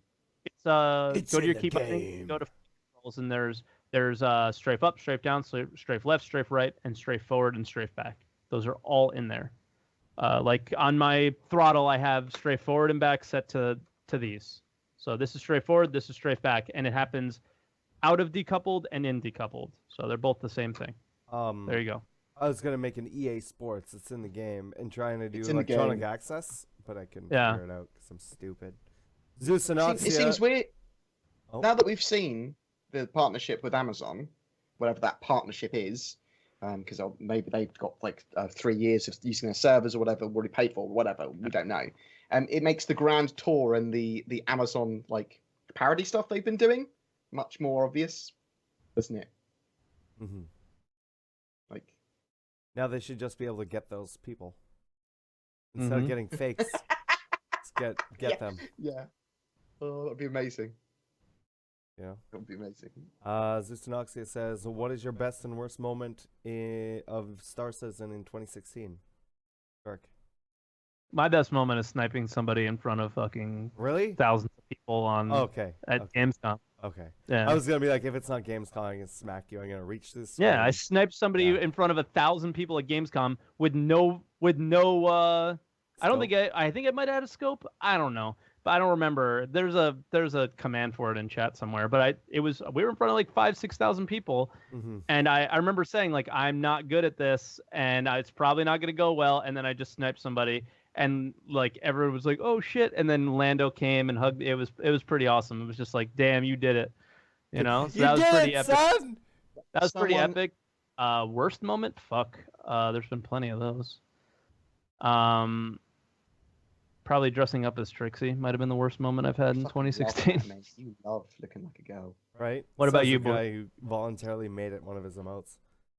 No, I didn't voluntarily make it one of my votes. They fucking voted for it. So very much so, the best moment I've ever had is when I've been filming stuff. A guy who I will not name came up to me and said that I had helped him get through depression, or at least he shared depression, and he was like incredibly suicidal and had a horrible time and all this sort of stuff. And it said that I'd helped him by talking about depression on my channel. While I was playing Star Citizen, and it ruined the fucking video. I had to redo everything. But I genuinely cried. I was like, oh my fucking God. It was a beautiful, beautiful thing. And the worst thing, I occasionally have awful things that happen in Star Citizen. Normally, I'll be explaining something, and then the thing I'm explaining that this won't happen, happens. Like I've been rammed by my teammate when I've been going for a pickup and saying, I need to be extra cautious. And then just explode my teammate. Or crashed at a really vital moment, or getting teabagged by someone that you've just teabagged. That's pretty bad. Mhm. Oh. But I just also, watched that Gamescom snipe. I mean, probably the worst point of Star Citizen for me in 2016 was that fucking. I mean, it's not even playing the game. It was that December live stream, man. Come on. Yeah. They slapped me was around pretty the bad. face. Yeah, They punched me. It's hit me in the it balls. is to a lot of us who promote that stuff. I think for myself, it wasn't really one event, but I would say the end of September through up to CitizenCon, because not only was that was like PAX, that was TwitchCon, that was everything, and just being able to meet like the community in person, Yeah. was Yeah. really, really awesome. I really that to me beats everything. Mhm. And just being able to sit down and have drinks with people and hang out with people and even though I've seen some people's faces, I hadn't seen others or whatever. Like being able to actually have them there in the flesh is pretty awesome. Yeah. I will and be then- doing that next year. You guys have had. It sounds like you've had awesome times at Yes, CitizenCon definitely. and all those different conferences that I haven't gone to because I've just been a bit like spooked. But I will next year is all about me going we're and connecting doing- with people. Our Like you're the first one person in the community that I wanted to meet that I haven't yet. Yeah, Except for like Fred, we've met everybody else, I think, for the most I part. mean, I majority of fucking them. love you guys. I love pretty much everyone in chat that I talk to regularly as well. I Mhm. want to meet Pretty you guys. I much. want to get drunk Pretty much. with you. I want to Pretty play games much. with you. I want to NK Sharp. fuck that guy. Fuck that guy. But I think fuck, I forget what I was saying now. You threw You me got too off. lovey. All You right. got too sort of like No. bro hug. It's Yeah. all good. That's why. That's so good. But yeah. Our next question's from Free Ice 1. Whatever happened to the watermelon helmet? I was looking forward to it. Do you think they will have other helmets such as limes, chickens, and emote faces? Like do you that's the think one thing. they will I feel like let Star us Citizen will never do. customize helmets What? like they showed us ships? I think they'll let us customize armor and helmets to the same What do you think they extent won't that do, they'll let Twerk? us- Like, get silly sometimes. So You know? Star Marine and Arena Commander allow us to get silly because I hope in they law do. it's a computer game. Yeah, I hope they get a little silly. Like They will. They will. H1Z1's kind of funny. Like some of the outfits you can put on, they're funny, man. Like So Twerk, look at it this way: CIG can make a lot of money from selling silly cosmetics. yeah, So they might as well. They'll do that. They'll Yeah. have chicken hats. They'll have watermelon helmets. They'll have a board gamer make your head into an egghead. I mean, they'll do stupid shit. Mhm. yeah. I agree. I mean I hope they do. It's just Yeah. right now I don't know if they're so serious. Everything's so simulated, you know. I'd like to see like chicken heads or like Santa hats and Christmas and stuff like that. Yeah, like pumpkin heads for Halloween that Dagooks just said in chat. That kind of stuff is fun. Aladdin the Gamer asks, do we all still love the Caterpillar after testing it? Sure. I just don't want see it to the have- point of it. I want it to have modules. I want it to be able to carry cargo and have module changes. It has no point at the moment other than to Yeah. look fucking cool. It's Yeah, cool. it's got 0 point other than that it looks fucking looks- awesome. Yeah. It looks cool and it's fun to run around in and stuff.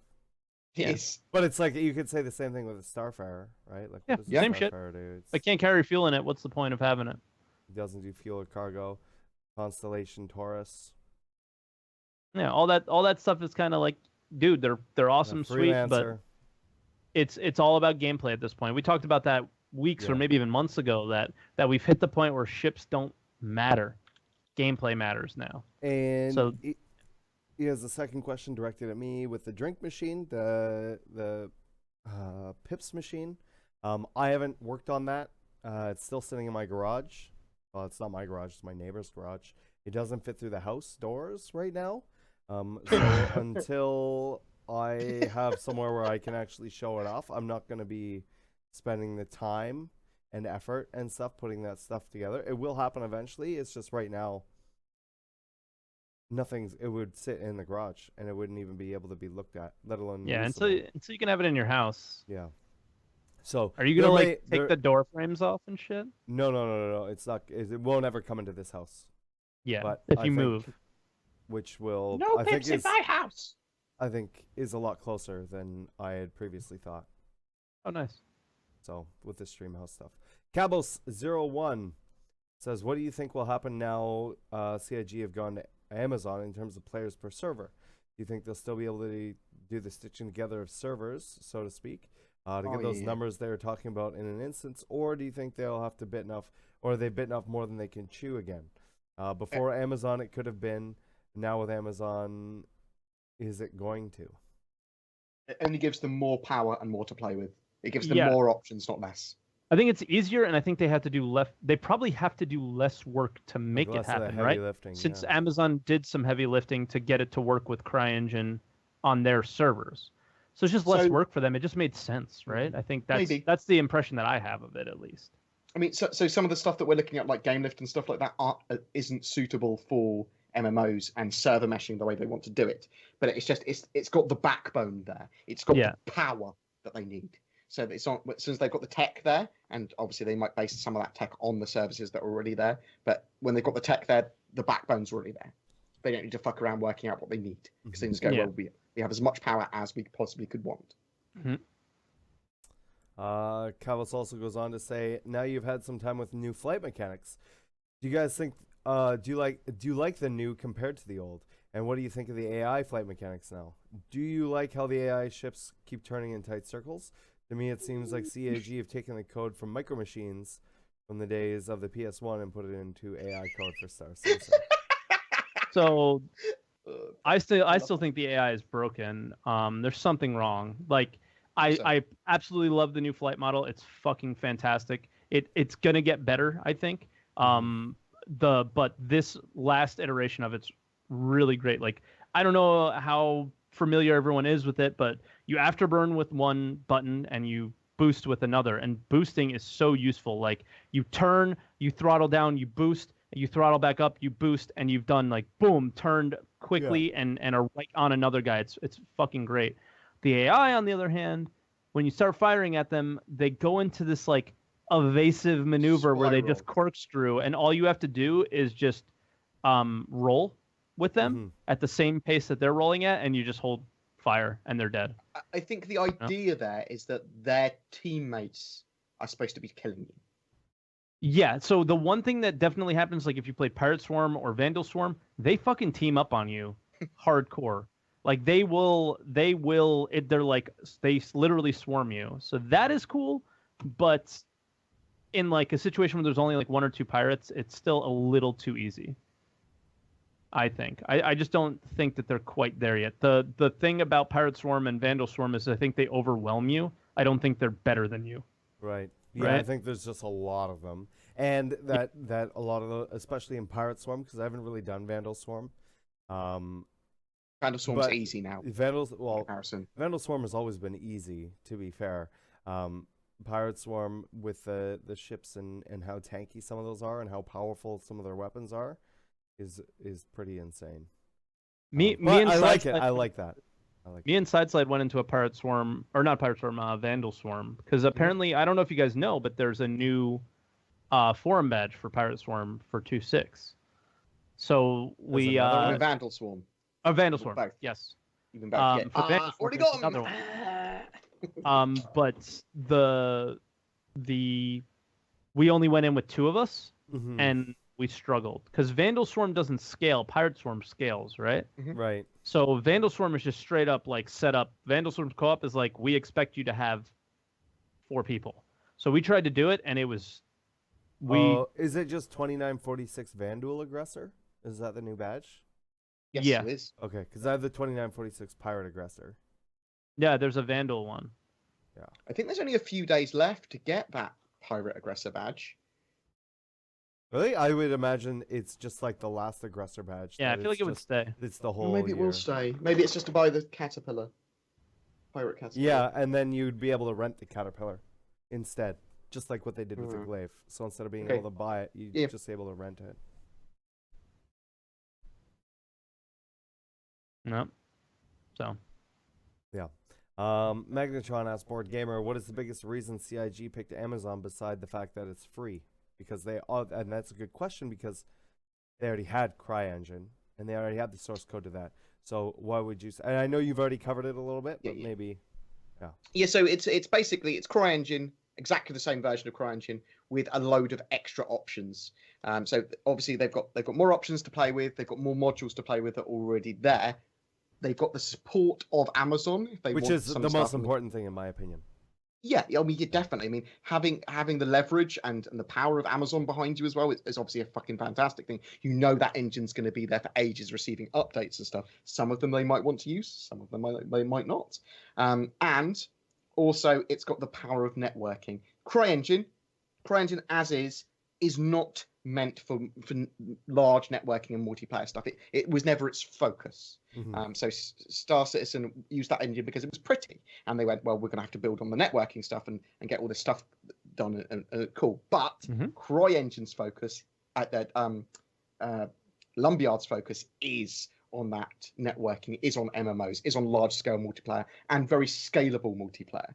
So it's just very, very similar goals that they've gone for. They're both using the same branch of the CryEngine. It's giving them more options. It's giving them more power. It's a no-brainer. Yeah. And then Q420 asks you, bored again, what excites you most about Lumberyard and why should the community care? I guess you kind of answered that. Actually, what excites me most about Lumberyard is the fact that I'm going to start to learn it. I mean, I'm not going to be able to do cool stuff with it, but I want to be able to import assets from CIG. I want to be able to understand how it works, and I could do that. It's a free engine. It's really, the documentation for it is great. The tutorials for it are great. Anyone can learn how to use that engine. It is, and it's so powerful. Like, I want to be able to make silly mods for it in the future. I want to be able to know how to do that and know how it works. And that when we see Star Citizen modding in the future, that I can talk about it with an area of knowledge as well. So I'm excited because it gives everyone access to modding and understanding how game engines work. Like, Tyrellian's going to fucking be jumping all around going, I can learn this and might be able to get a job with CIG or get into the gaming industry. And it's people like him who are already really proficient in the CryEngine. I'm assuming, although there's a conversation I need to have with him, it's really easy for him to learn that. Although I know that Lua and it's you can code in that engine in lots of different ways as well, with flowcharts and Lua and C++ and lots of stuff. I really like the engine. I think it's beautiful. The engine itself is just fucking fantastic. That's why I'm excited, because of stuff. There you go. Our next question is from Daryl All. As far as I know, Amazon mentioned that Lumberyard and AWS is not really an MMO maker's first choice. Have you heard similar, and what did you think about that switch? Yeah, it's not. It doesn't support persistence. The server backend is for stuff like Star Marine and for Arena Commander out of the box. Yeah. It's not for persistent servers, but they've got the source code. You get the source code with Lumberyard, so they can change that. They need the server power, not what the out of the box. And that's at the moment. We know that CIG is working on their own stuff for that will add on to that, and they'll do their own thing. And then who knows what's going on? Maybe that. Wonder if they trade. Yeah, that's what I'm wondering. Is if they do end up making something like this, and maybe that's why they're one of the first big companies to go on board with them. Do they have some sort of deal that says, Amazon? Like, we don't know, right? This is pure speculation. Yeah. Totally hyperbole, whatever. Let's say we're going to give you a massive discount on servers for the first 5 years of the game. Like, huge, massive discount. So it's going to save you a lot of money on transferring all that data and all that other stuff. All we ask is any of the MMO netcode and stuff like that, or anything that's relevant that we could use in our engine for other stuff that you share with us. That could be a thing that happened. May not be a thing. But it's not outside the realm of possibility that they could be sharing and sort of rubbing each other's backs that way. Yeah. There's a lot more outside of it than necessarily that, this is free and we're going to use it. There may be some other things in there as well. Ripley says, what do you think of the FOV? Do you think CIG knows about it and will do something for it or about it? So I don't really know what you mean. Right now we don't have a scalable FOV. We can't even turn off motion blur in the menus, so I'm still... Yeah, it's something you can do via... Yeah, is that all disabled now in 2.6? The FOV I don't stuff. know. I haven't actually checked I it. don't know. I don't use any user config stuff, so I couldn't Oh. tell you. Essential for me. Nah, I don't keep it because I always have issues. Mm-hmm. The only time I used one recently was with the menu problems when the patch first dropped. Yeah, that was it. That was it. But yeah, in terms of the FOV, I mean, how are you gonna do that when your head is physically inside of a helmet? You know? Yeah. Like it's not like your head is being replaced by a camera. You're physically looking at the physical HUD. You're physically looking at your actual helmet in game. Like the whole reason they had problems with aim down sights and everything for such a long time was because it's how you actually look down this, like how your head moves to look down the sight. Like, will it really matter? If anything, it'll just break immersion, right? Because the further you pull the FOV back, just the more of the inside of the helmet you're gonna see. Yeah. Right? It doesn't really make a difference. Is how it does right now. Yeah. And that's what should happen, right? I agree with that, but a lot of people are going to disagree with that. So I think Zeus makes a good point in chat. He says the FOV is supposed to be dictated by your helmet choice. The higher FOV is for lighter helmets, lower for heavier helmets. Yeah. So you make that choice there. You don't make it with, maybe we have 90 FOV, but it gets pulled in based on the helmet that you're using. I like that. I don't mind that. I actually think that's kind of quite a good idea, but I want to be signposted to that. I want that to be explained in my StarEngine helmet choice. Yeah. Like, I go for a light helmet because it gives me a larger FOV compared to the heavy helmet, which gives me a very small one. Yeah. Upside is you can see a lot more of your peripherals. Downside is it's going to take one shot to the dome and you're out, son! Mm-hmm. Ripley asks, what do you think? Never mind. I just asked that question and we just answered it. Let me just mark that really quickly. Hugo Pro says, are the code tools that are new with Lumberyard just added, or how can they have a new engine without losing their work? Because it's not a new engine. Yeah. It's based off the exact same engine that they were working on. They said it took 2 days for the transfer and like 2 guys working on it. Some shit like that. Yeah, they said it was like for like. Rather than a transfer of engine, it needs to be seen as more of an integration of Lumberyard with StarEngine. Yeah. That's the way I understood it, because it was like for like. It was just, they went, and now it's on Lumberyard. Yeah, like the bases were easy. exactly. Yeah. Okay, so look at it this way. I'm going to get physical with my hands here. Down here, this big orb. Go lower. Lower. You have CryEngine, okay? Then you have 2 smaller little things over here that both forked off of this same build of CryEngine. One is Amazon and one is StarEngine, okay? So Lumberyard, StarEngine, CryEngine, okay? Both off of this. This is the same build, 3.8 or whatever it was. Yeah. Everything that both of these added was just additive and never took really anything out of this. Mm-hmm. So for them to bring this over, instead of bringing all of this up, they just had to bring whatever Amazon added into it over. And that was it seems like it's the other way around. the other way around. Working on Lumberyards, they probably were like, okay, we have to just port our stuff over. Yeah, give our and then stuff they cleaned to up whatever Amazon. mess happened, and that was it. And then that was it. But that's the way that I sort of picture it in my head. I'm sorry if that doesn't make sense. I think that's a good example. But that's how I visualize it. Yeah. How about that name though? What a terrible name and logo. Yeah, it's right. A little hipstery feeling. Yeah. Yeah, and people always call it lumberjack. Lumberyard. I have my big beard because I'm a manly hipster and I wear flannel and I put beard fucking cream in my beard. You know. But fucking beard cream in my fucking beard. Yeah. Chigu ladies. Says, how do you think the cargo system will work in 3.0? I think we kind of know. You're going to buy cargo, it's going to pop into your ship, and you're going to bring it somewhere else, and you're going to sell it, and it's going to pop out of your ship. Yeah, the actual animations of them loading and unloading stuff won't be in for quite a while, I don't think. Most likely. You are also going to be able to scavenge loot from other people's ships, it looks like, as well. Smaller loot, small boxes, and take them back and put them in your hull in your hold as well. Yeah. It may be an option in the inner thought system to take to cargo, and it just teleports it there as well. So maybe. That's like for the first implementations.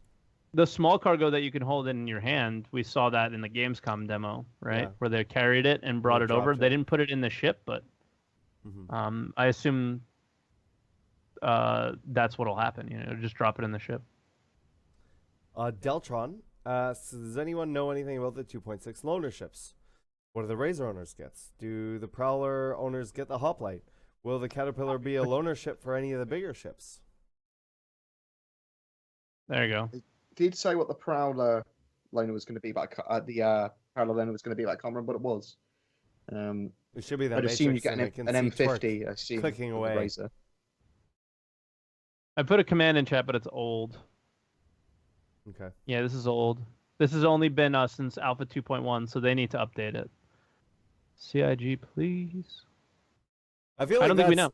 I feel like that's what happens sometimes. Just to go on a little side rant, is they'll add something, and then they just totally forget about it. Like, it's exciting for a week or two, and then, like, if it's not part of if the it's not- checklist of things to update. of the things to for update, each right, patch. right. Yeah. Or like just in general, right? Like a good example was, and when they first started introducing MVP on the forum, on the website, and the whole community page on the website, it's like they've added stuff, and then remember how long like I had MVP and a couple other people did, and we were just on there for like months, and it shouldn't have been like that. They should have been updating, but it just didn't get updated.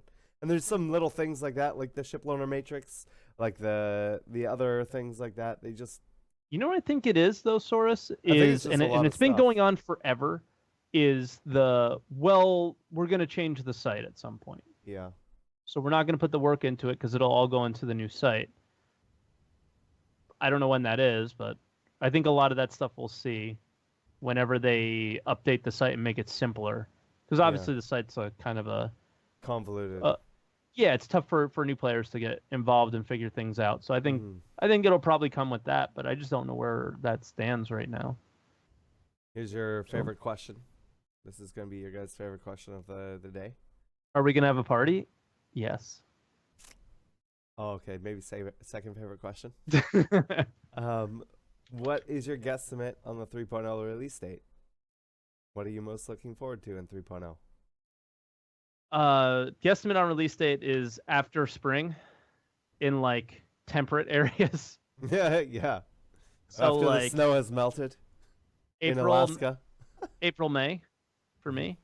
What do I think the most fun thing will be is not any like actual gameplay mechanic, but the physical just flying to a likely beautiful planet like Microtech and just 100% focused on just looking around my ship, Exploring maybe around taking and a ship stuff. out like I don't know, like Dragonfly? a Freelancer or a Starfarer or something where I can get in a turret Ah. and just kind of look around, you know, and not be the one flying necessarily. Whoops, sorry. Whoa. And not be the one flying, you know. Poltergeist just- microphone. Yeah, no, I whacked the wire, and then just because I don't usually sit this far back, and then yeah, just kind of flying around. I think will actually be the thing that I would enjoy the most. The first day, Mhm. you know. After that, it'll probably be the actual economy being a thing, sort of, you know. Yeah, Bored, what would you say? What's going on? Sorry. So I was reading a message from Mod Mic things. What's going on? 3.0. When do you think we're gonna? What's your guesstimate? And what are you most looking forward to? 3.0, I think end of first quarter 2017, maybe mid 2017. I don't really know of what I'm most looking forward to or anything. Like, it's just the Like, what game was itself. the first thing you would do? Right? You kind of know what the feature list is. What would be the first day that you pop onto your, like, let's say your stream or like before your stream? I would say what would the first thing you would I'm do? gonna go find a sandworm. Okay, there you go. There you go. I mean, is that going to be a thing in 3.0? I don't know though. I'm gonna go kill a sandworm, and that's what Okay. I'd be looking for, though. Yeah, All right, he'll be yeah, looking look for for- it. The video comes on, I'm Some gonna go sort kill a of- sandworm. Yeah. My guesstimate for 3.0 is the end of February, March area. 2 weeks. God, you're ambitious. He's a glass half full guy. And what am I looking forward to most? The hot mess that is going to be the new netcode. So Oh, an initial implementation. Yeah. Yeah, I'm looking forward to its initial implementation. I know it's probably going to get worse before it's going to get better. But any step is a good step at this point. So Well, think about it. Any We'll steps probably against- right off the bat have a higher player count than we have now. I don't think that's going to be the case. I think they're going to focus on getting the frame rate up first. Oh God! Imagine a map that big with 24 players. I think that's what's going to happen. I think we're going to our first initial. I don't know how quickly you're going to see updates to it after that, but I think the first implementation. I don't think you'll ever. I think you'll see that in Evocati. Evocati or PTU is what I'm thinking. So Evocati PTU, they'll get it so the players it's 24 and like a crazy awesome frame rate, and then they will push that until, and then it'll go to 48. No, they'll push it, and I don't think they want to go below 60. So they'll push it until it hits 60, and then they'll leave it there and they'll work on it. I'm saying all pre-PTU though. Like you will never see it below 60 to 100 or something in a public situation. I think I don't. all Evocati testing. Yeah, with I don't think they want their builds that are public to be under 60 frames a second anymore. And I so think meant players. No. I'm talking about 60 frames a second. So I think that they are going to make that the priority first, 60 frames a second, and then after they've achieved that, they will push the player count to as high as they can while still keeping that number. And that's what they're going to continue to do moving forward. So as they iterate, okay, next patch, we're going to introduce 64 players. And, there may be some bugs with some things or whatever. We're going to try and keep it close to that 60 frames per second mark. Because as a base minimum, that's what they should be aiming for. As a base minimum. Yeah. At least on their end of things. It shouldn't be it should, if anything is getting you below that, it should be a hardware thing on the client side, on the user side. It shouldn't be on the server side. Mateo Big asked BoredGamer, with Lumberyard now implemented, what improvements in development do you think we'll see in the future, like netcode streamlining, etc.? Thanks, you guys do awesome work. I mean, there's much more of a possibility for them to do larger and larger servers now. So they've got the back end now to do possibly hundreds, if not thousands, of people. With the server meshing that they wanted to do, whereas before I think it was more of a if they can break the technology or if they can get the back end. So we're likely to see lots of improvements to the engine as well, some of which they may adopt, some of which they won't. So expect stuff as this stuff gets patched after release, that we'll get more and more actual updates and more engine updates as well. So I mean, there's a lot of stuff they can do and could do. It's whether they do it or not. We don't know yet because I don't have a crystal ball. Or do I? It's on your head. It's in between your earphones. It is his head. Yeah. Just rub my head and look into it, and you'll see the future. I've got to use like 3 mirrors to work out what the future is. It's really hard.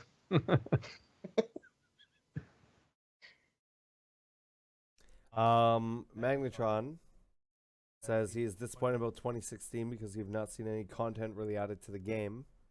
Are we disappointed with 2016 in terms of the content for Star Citizen? He says, "Fuck you, 2016. Fuck you, 2016. Yeah. Star Marine, you didn't get Squadron 42, no Squadron 42 demo, no 3.0, no new mechanics, no network improvements." I'm gonna disagree on the very least improvements totally, but there's definitely network improvements. Yeah. I mean, if we didn't have Star Marine in 2016, it would have been the worst year for Star Citizen for content. Like, yeah, it would have been pretty bad. Been pretty bad. I mean, you guys kind of lived through that drought, didn't you? It feels like we go through one every year. At least once a year. Yeah. I think we went through 2 of them. Last year's was worse. Last year's was significantly worse than this year's. You got really good at racing though during that time, Saurus. Yeah.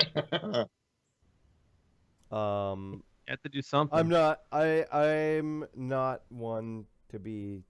I don't really get disappointed about years. I don't really understand that whole thing. I feel a lot of people are sort of bandwagoning that. You're a bandwagon. I know. But no, not really. I mean, we finally got Star Marine in, and I've been having a ton of fun with it. I've gotten to do a bunch of really cool shit with Star Citizen on a personal level. Being able to go and interact with the developers. I think the developers and everything have been much more open than they have been any prior year. I think that the fact that they're now sharing their interaction with Twitch chat has been their schedule and stuff like that, just the amount of devs that are around all the time and everything. So no, I don't agree. But that's from my perspective. I guess I could see from somebody else's perspective who wasn't in that environment. It was yeah. Yeah, like persistence was a huge thing, right? Mm-hmm. The persistence fact was big. All the sound changes were huge. All the it's just the EVA it came stuff. Down to, yeah, it's all in there. It's all great. Like the EVA changes are fantastic. The only reason we're upset in any way, or the community is upset in any way, like I'm slightly disappointed in what we got this year, and the reason I'm slightly disappointed is because we were told we were going to get stuff this year and we didn't. Certain things we were expected to have and we didn't get those things. So it's slightly disappointing. Did I manage my expectations and expect those things not to happen a long time ago? Yeah. But at the same time, like you still held on to that hope for a little while, right? There was like that well, maybe we'll see Squadron, or maybe if Squadron's not out, we'll see at least a bit of it, and we'll be like, oh shit, I don't think we it was can kind of wash, gauge where it's at, right? Like no, it's definitely not a wash at all. Yeah, Fuck no. no, There I did think... so many of the behind the scenes stuff happen this year, and you know what? I said that shit last year, I feel like, but I don't think I understood what I understand now, and it was definitely the behind the scenes stuff happened this year, the persistence, the start of the netcode rework, even though it's not done yet. Like Saurus mentioned, the EVA mechanics have gotten so much better. I still think they need some sort of like decoupling improvement too. Like, but other than that, like it's pretty good. It's really, really solid. And I mean, I think this should, we saw ships be able to be made like this year. And now it's a matter of getting everything up to the level of speed that they're putting ships out and stuff, right? So it's not a wash. But the only reason that people are kind of just like, what the fuck, man, this year sucked for Star Citizen, we didn't get any content, is because they're looking past what they actually got and looking towards the future of what they were hoping to have. And we didn't get that stuff, and that sucks. Like, don't get me wrong, that fucking sucks, dude. We wanted Squadron 42 so bad. I know I did, but I didn't get it. And it is what it is. Yeah. I'm not disappointed about how much we've gotten, because I understand. I'm fucking angry because I'm greedy. But yeah, I mean, listen, we all want more, of course. Yeah. Like, look at, just in any situation, once you have something, you want more of that thing. It's just, I think it's human nature, right? But at the same time, I think if we weren't expecting to have something in 2016, we wouldn't feel the way that we do now. We'd just be like, it's an alpha, they're working on it, they're doing something really ambitious, it's going to be awesome. It's just going to take a little bit of time, Manage my expectations by not shattering them by saying that something's going to happen and doesn't. We've gone over our time, as always. So I'm gonna just grab a couple more questions. We do have more in here, and we will, if they are still applicable to next week's, we'll add them to next week's questions. So I think they will be, because I don't think we're getting an ATV or an RTV. So yeah, I don't think so. It'll be similar podcast to this week, I would think, next week. So Unmatched says, with the introduction of Star Marine, it is inevitable that people will start using wall hacks and aimbots. How long do you think it will take for CIG to combat this problem once it's been solved? Now, a lot of companies... I don't understand this stuff. Okay, so a lot of companies will implement their own software outside of it. Once again, I'm going to use DayZ, but I'm sure, like World of Warcraft, Blizzard, like for all that stuff, they use their own stuff. CSGO has a thing where it's actually community stuff, so they get the community to go over and look at it and see if they're cheating or whatever. So how are they going to combat this problem once it's spotted? And that's a very good question. It's something that is it's inevitable. It's gonna happen. It's just how quickly they can get rid of it, or how quickly they can spot it and solve that problem. I don't know how they're gonna do that. I don't know if they're gonna do something like VAC, or if they're gonna do something like what is Arma 3s and Daisies called? There's Fair Fight. That a lot of them use. Yeah. You know what it's? I remember signing up for it. Yeah, BattleEye. Yeah. BattleEye. So there's different it's like a third party software that runs at the same time as the game, and it's necessary for it to be running at the same time, otherwise it won't let you play the game. So maybe something like that. The other thing too is the wall hacks aren't really gonna be, I don't know how that's gonna work. I guess I know for sure you wouldn't be able to shoot through a wall, but being able to walk through a wall may be a possibility. I don't know. I don't have enough knowledge in that area personally. Well, we don't know how the engine's going to work, because it's hopefully StarEngine is going to be quite complicated. There's not going to be out of the box hacks like there is for stuff that's based on the source engine. So Titanfall 2, for example, loads of the old source Half-Life 2 kind of hacks just worked for it out of the box. And that's the sort of stuff you don't want. And Fair Fight and some of those like anti-hack programs, they look at stats rather than stuff like that. So they go, this guy has hit 100% of people in the head with a shotgun at 200 miles. That looks odd. So Fair Fight does stuff like that. It looks at stats. Whereas some of the other programs look at input for devices injecting and other programs and being stuff run. like that. Yeah. Yeah, like I know when playing online Programs. poker, like I remember they're called sit and goes. They're like one table tournaments basically. Like 10 people sit down, it starts. And there was a program that would help I don't know, like keep your stats for your sit and goes. There's also and I started programs running where you could see other players' cards and stuff for a while too. That was all inside jobs. We won't get into that, but that was all inside jobs from I have the a company. friend who did online poker for a living, and I know that was an issue for a little bit. I did as well. So Yeah. that stuff was all inside jobs. But the thing that I'm talking about is they're outside programs that allowed you to like keep stats on people. And one time I ran the sit and go one. I never really played sit and goes, and I was thinking about getting into it. And it would tell you what the perfect play was in every situation. And I ran it. You don't need to play anymore. You're an AI. Basically, and I ran it to learn the situations and not to actually cheat. So like that's what you would do is you would learn the situations, and you would watch over a sit and go that you played previously, and it would tell you how you did. And I kept it on, and when I started playing, it immediately closed my browser and came up with a warning and said you can't have this program running while you're playing. So is that like what BattleEye does? I assume like does it check? No. So BattleEye looks for code that's being injected into the game. So for example, for being able to teleport other players around is a really big issue, or was a really big issue with DayZ. So they would do a thing called, and it was kind of fun actually, but it was very disruptive. So there's a thing called Thunderdomes, where they would spawn in like a building and like all these weapons and everything, and just teleport all the players, regardless of how they wanted to play or what they were doing, and teleported them all to the Thunderdome, and would be forced to kill each other until one person survived, or they would just kill everybody, or they would do things like spawn in tanks and shit, and it's like, well, there shouldn't be tanks in DayZ. And they were spawning in tanks and doing all kinds of stuff. And a lot of those things were really easy to do because the engine fundamentally was made for modding, was made to be very open and to be whatever. But whereas is this one? Well, this one isn't, but there was also issues with like aim hacks and stuff like that as well, which should never be a thing regardless. So it's interesting. I don't think we're at the point where they start to really need to be focusing on that yet. Hopefully they're still collecting data for that stuff, because who knows? It could be happening now. It may not be happening now. But it will eventually happen. 100%.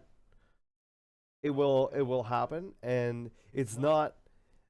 Can they prevent it from happening? Because no, it's not. It's never going to be 100%. They're going to be able to prevent everything. It's how quickly they're going to be able to deal with it, and how quickly they're going to be able to nullify those kind of things as they come up. Because it's always an arms race back and forth, and that's just sort of how it goes. I'm going to ask 2 more questions here. And the next question is from It's Me. And he says, does Lumberyard, Amazon, AWS have the ability to produce 100+ player game worlds, 1,000+, etc.? We don't know yet, right?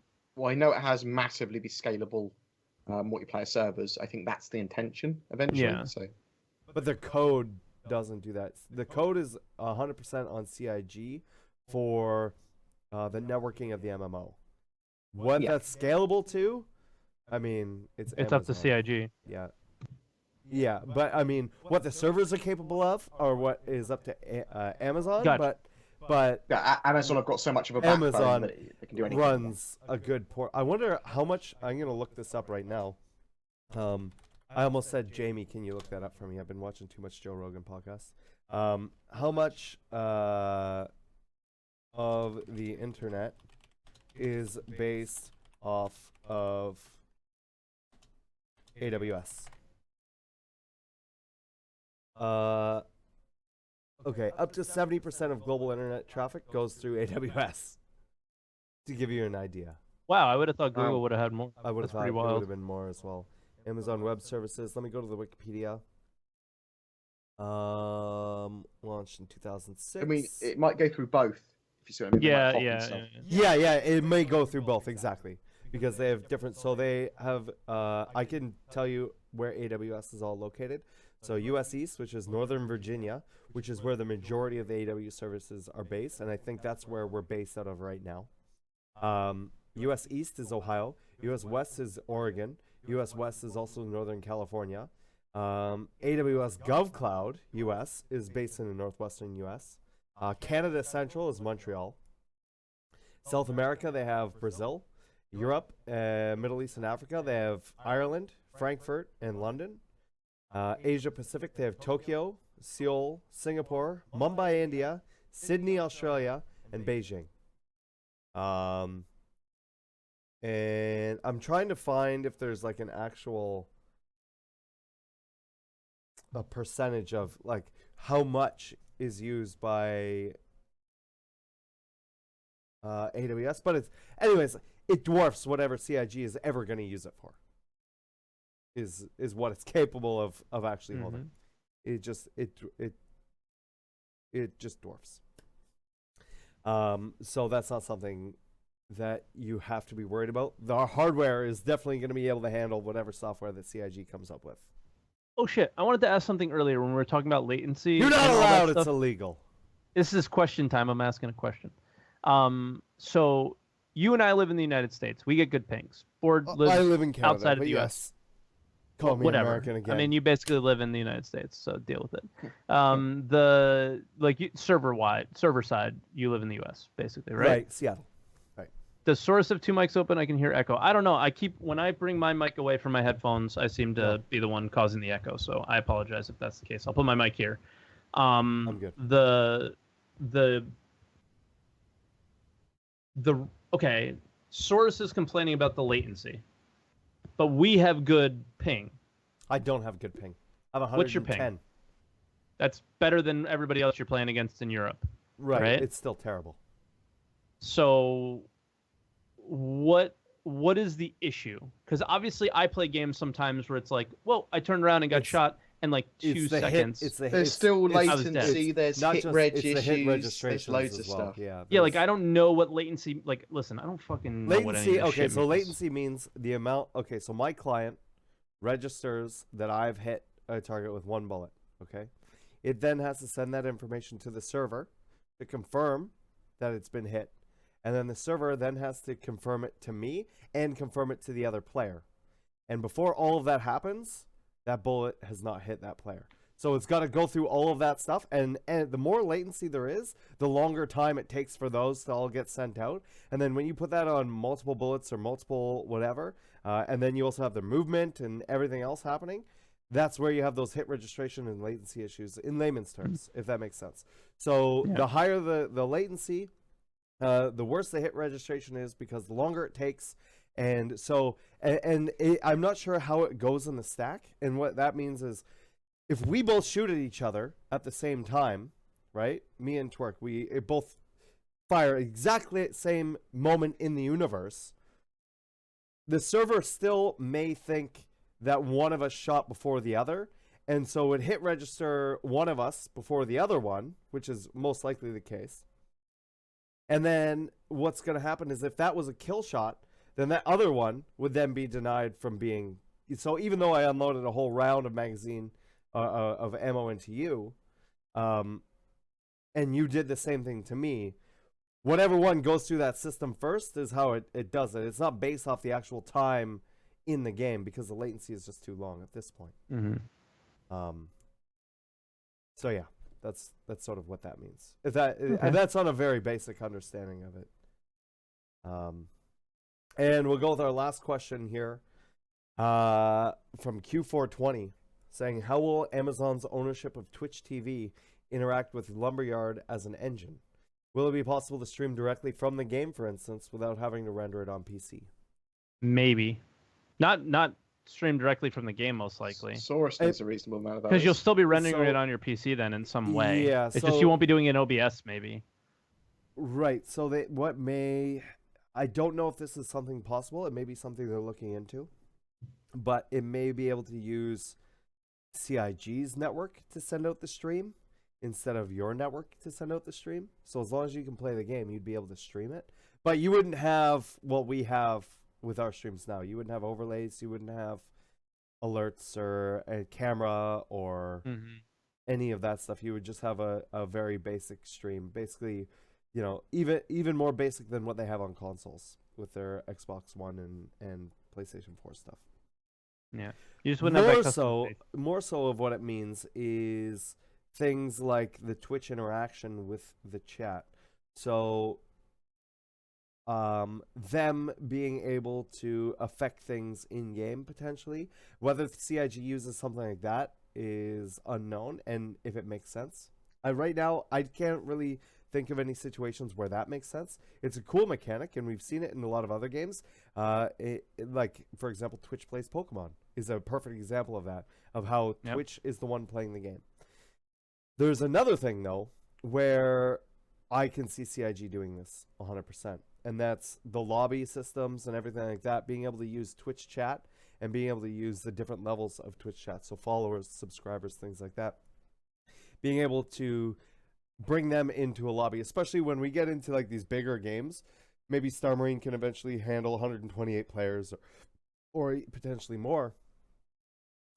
Being able to, instead of me going in and adding every single person and having them add me and then have me go in and click them and wait for them to come in, people would just see that I'm live streaming and that they could join my lobby if I've opened that option up on my thing. If I want it to be people to just be able to jump in like that or things like that. So can I have a bits cup in Stars? Oh my god, the amount of bits you'd get, bro. Yeah. So, yeah, things like that. And there may be a thing with bits later on. I think that right now... I'm just joking around. Well, no, but I'm being honest. Like, with bits right now, there's not a lot of things they're doing. They just added the new emote thing. And they added the ability to watch ads. But I feel like there's so much untapped potential with the ability of what they can do with bits for the interaction in between the audience and the caster. That I wouldn't be surprised if they continue to iterate and continue to build on that framework. But that is going to be it for us during the podcast here today. Thank you for getting your questions in. And don't worry, we have about 12 questions in there, 15 questions left. We'll bring those over to next week because, like we said, we probably won't get an ATV or RTV. And even if we did, there's not a lot of work that they've done in the last couple weeks. So it was all based on 2.6. So these are going to be very question-heavy stuff. Thanks for coming out. Remember to check out Antlion Audio, our sponsor of the podcast, and our Patreon, which is patreon.com/redactedtv, and our Redacted TV shirt store. If you guys want to help support us, that allows us to do things like the website, the podcast, and eventually be able to get like better software and stuff like that for these kind of things. Yeah, so Twerk17, what are you up to, and where can people find you? So this week, next week? you guys can find me here, obviously. Twitch.tv/Twerk17. If you're watching on the YouTube channel, and this week, this Saturday, we're giving away a MISC Prospector. Okay. So that's my end of the year VIP Gold giveaway. I'm gonna throw some other giveaways in there too. I just don't know what they are yet. I usually kind of figure that out right before the stream. Usually, I'm like, yeah, we'll do this, that, and the other thing too. And then other than that, probably playing a bit more Star Citizen, continuing with our Mass Effect gameplay playthrough once the website's up. I want to keep my nights open for that type of stuff for now. But starting to do some more night streams hopefully in the near future. Other than that, I think that's really it. Yeah, so big giveaway this weekend. It is VIP Gold, so the guys that are here in the Twitch chat can type !FAQ and figure out how to get VIP Gold, because you don't actually, it's not just all paid. It's a pretty, there's no paywall on it. You can get into it. So yeah, that's pretty much what's going on this week for me. Just hanging out and doing my thing, trying to start to prepare for my New Year's resolutions. I think you probably think those are dumb, Saurus, but I do want to try and achieve goals are good. my goals for the year. Yeah, I think that's goals what they good. are. They're goals. I don't look at them and think that. I try to always just have goals to reach and aspire towards. Bored, what about yourself? Hello. You can find me at BoredGamerUK on like all the social medias and on the YouTubes and on the Twitches. But I'm going to be fixing my computer, which I'm looking at and feeling tired looking at it. Fix that. It's broken. So hopefully that won't affect my videos too much. Hopefully I can get that sorted.